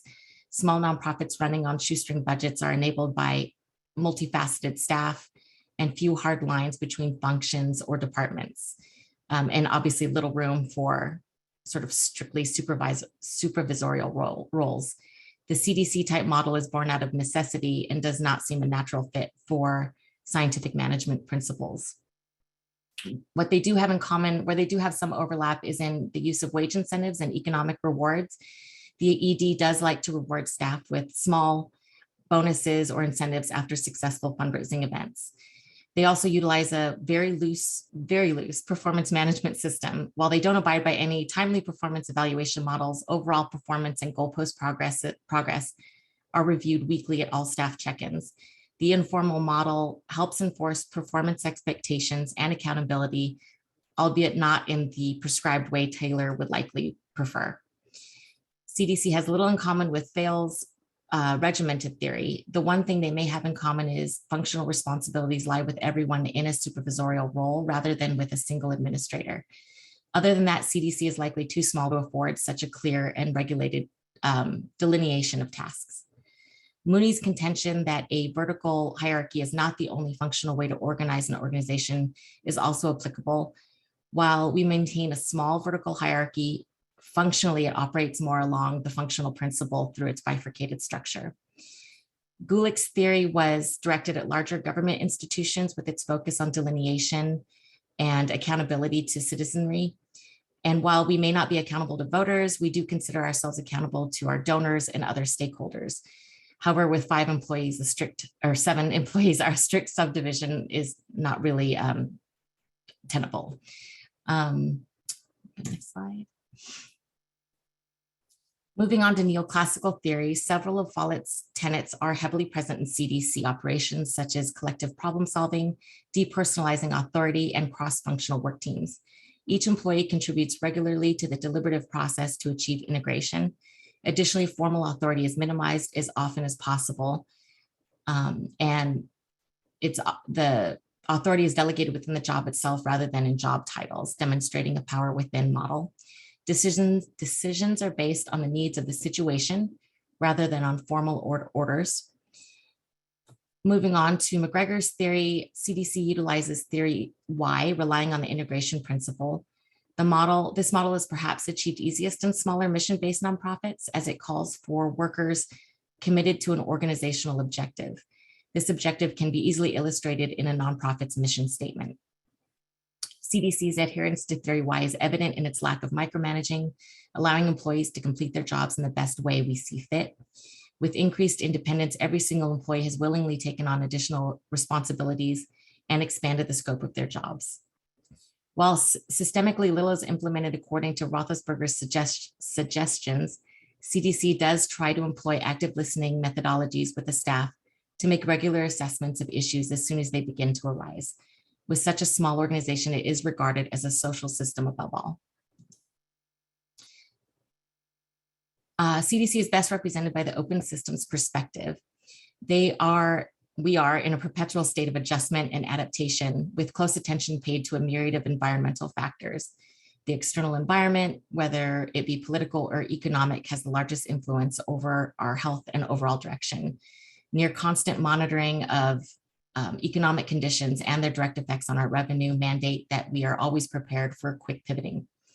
As structural contingency theory posits, CDC has to continually reassess operations as a litany of factors are considered. With the constant flux due to internal and external factors and the small size of the organization, Burns's organic management system is fitting. However, too much ambiguity has actually arisen given the current tumult, creating mounting threats to our sustainability and employee burnout. Current reorganization plans will help, hopefully, to moderate this ambiguity to better define our roles wherever possible. Open systems perspective dictates that successful organizations manage to find an optimal fit between external and internal factors. Yet contrary to open systems perspective, we have not completed a strategic plan since our co-founder passed in 2019. CDC, in my opinion, must embark on a rigorous strategic planning to withstand the mounting pressures, both internal and external, which I deem a threat to our long-term sustainability. So this brings me to our final slide. Impact on excellence. CDC tries to achieve success through the participative group model. The collective expertise and knowledge of all staff members are utilized across a range of issues. Organizational culture is a clear guiding principle introduced by our charismatic co-founder. The culture perspective might seem a best fit for small nonprofits who rely on a central mission statement. Our investors are actually our donors, and their ROI is mission-based. So while not in terms of dollars or product, the ROI is in the delivery of quality services to our target population. CDC is loosely a type Z organization, demonstrating both the strengths and weaknesses identified by William Auchi. While we maintain a strong organizational culture, it has been reticent to hire from outside and is historically suspicious of changes that would help it to adapt. It can often be insular with a small frame of reference. What makes type C organizations so successful is, I think, precisely what's enabled CDC to remain successful for so long. But because of a congruence of difficult challenges, the weaknesses inherent in type C organizations are now becoming more apparent. There is little quality control and no rigorous or systemic collection of stakeholder feedback. When there is, it's usually due to an external constraint like a funder's evaluation requirement. And even when that data is collected, I think I'm the only one that looks at it. So I don't think anyone's actually paying mind to it. So put bluntly, there is no objective way to know that excellence has been achieved. Focus has been on outputs rather than outcomes. And I'm trying really hard to convey the difference between those two things. We're on like year 5 of that. So any day now we're going to get it. Hopefully the organization's current challenges will actually serve as an impetus for these difficult and extremely necessary reflections. This will be necessary in order to best fulfill the worthwhile mission of the organization. Our mission, history, engaged stakeholders, and strong organizational culture are all incredible assets. And with some hard organizational work, I do think CDC can remain viable and a valuable organization for many years. And that's it. Thank you. Excellent. Thank you, Christina. Very well done. Any questions for Christina? It's really, it's nice to see your organization juxtaposed with Monica's organization. And it really does highlight for us, again, my favorite answer, it depends, because we'll see, as you illustrated and Monica illustrated, in nonprofit organizations, especially smaller nonprofit organizations, those more classical elements don't apply nearly as well as they might in a larger, more bureaucratic public organization. And where they really apply very well are in bureaucratic paramilitary organizations. For nonprofit, smaller nonprofit organizations, like you would point out, more theory Z, more of these neoclassical types of theories. And I think what it does is it really reminds us of that structural contingency type of idea, that it really does depend upon the specifics of the organization. And there is no best organization theory. It's just which theories are most appropriate for that given organization with its unique characteristics. And so I think that's an excellent way to end it tonight. So thank you very much. Thank you to everyone who presented tonight. Thank you to everyone who listened tonight and stayed with us all the way through 9:15. Those are all the presentations for this evening, which by my record means that we have about 9 presentations to do on Saturday. So we'll get back together at 9 a.m. on Saturday. We'll do those 9 presentations. And then your final assessment and your organizational analysis paper will be due by midnight on Saturday, May 21st. And I'll then start working on those as they come in, and then hopefully have all your final grades ready for you by the beginning of next week. And then you'll get a little breather and be able to take a little bit of a break, and then we will jump into 697. And your first section of 697 will be with Dr. Butts. If you have any questions this week as you're putting the finishing touches on your organizational analysis paper or your final assessment, as always, feel free to shoot me an email and I'm happy to answer any of those questions. Otherwise, thank you again for tonight. Great presentations, and we will then be back at it again one last time at 9 a.m. on Saturday. Okay? Thanks, everyone. Have a great evening and have a great week, and I'll see you again on Saturday morning. Take care. Thank you and have a good night. Thank you. Take care. Have a good night.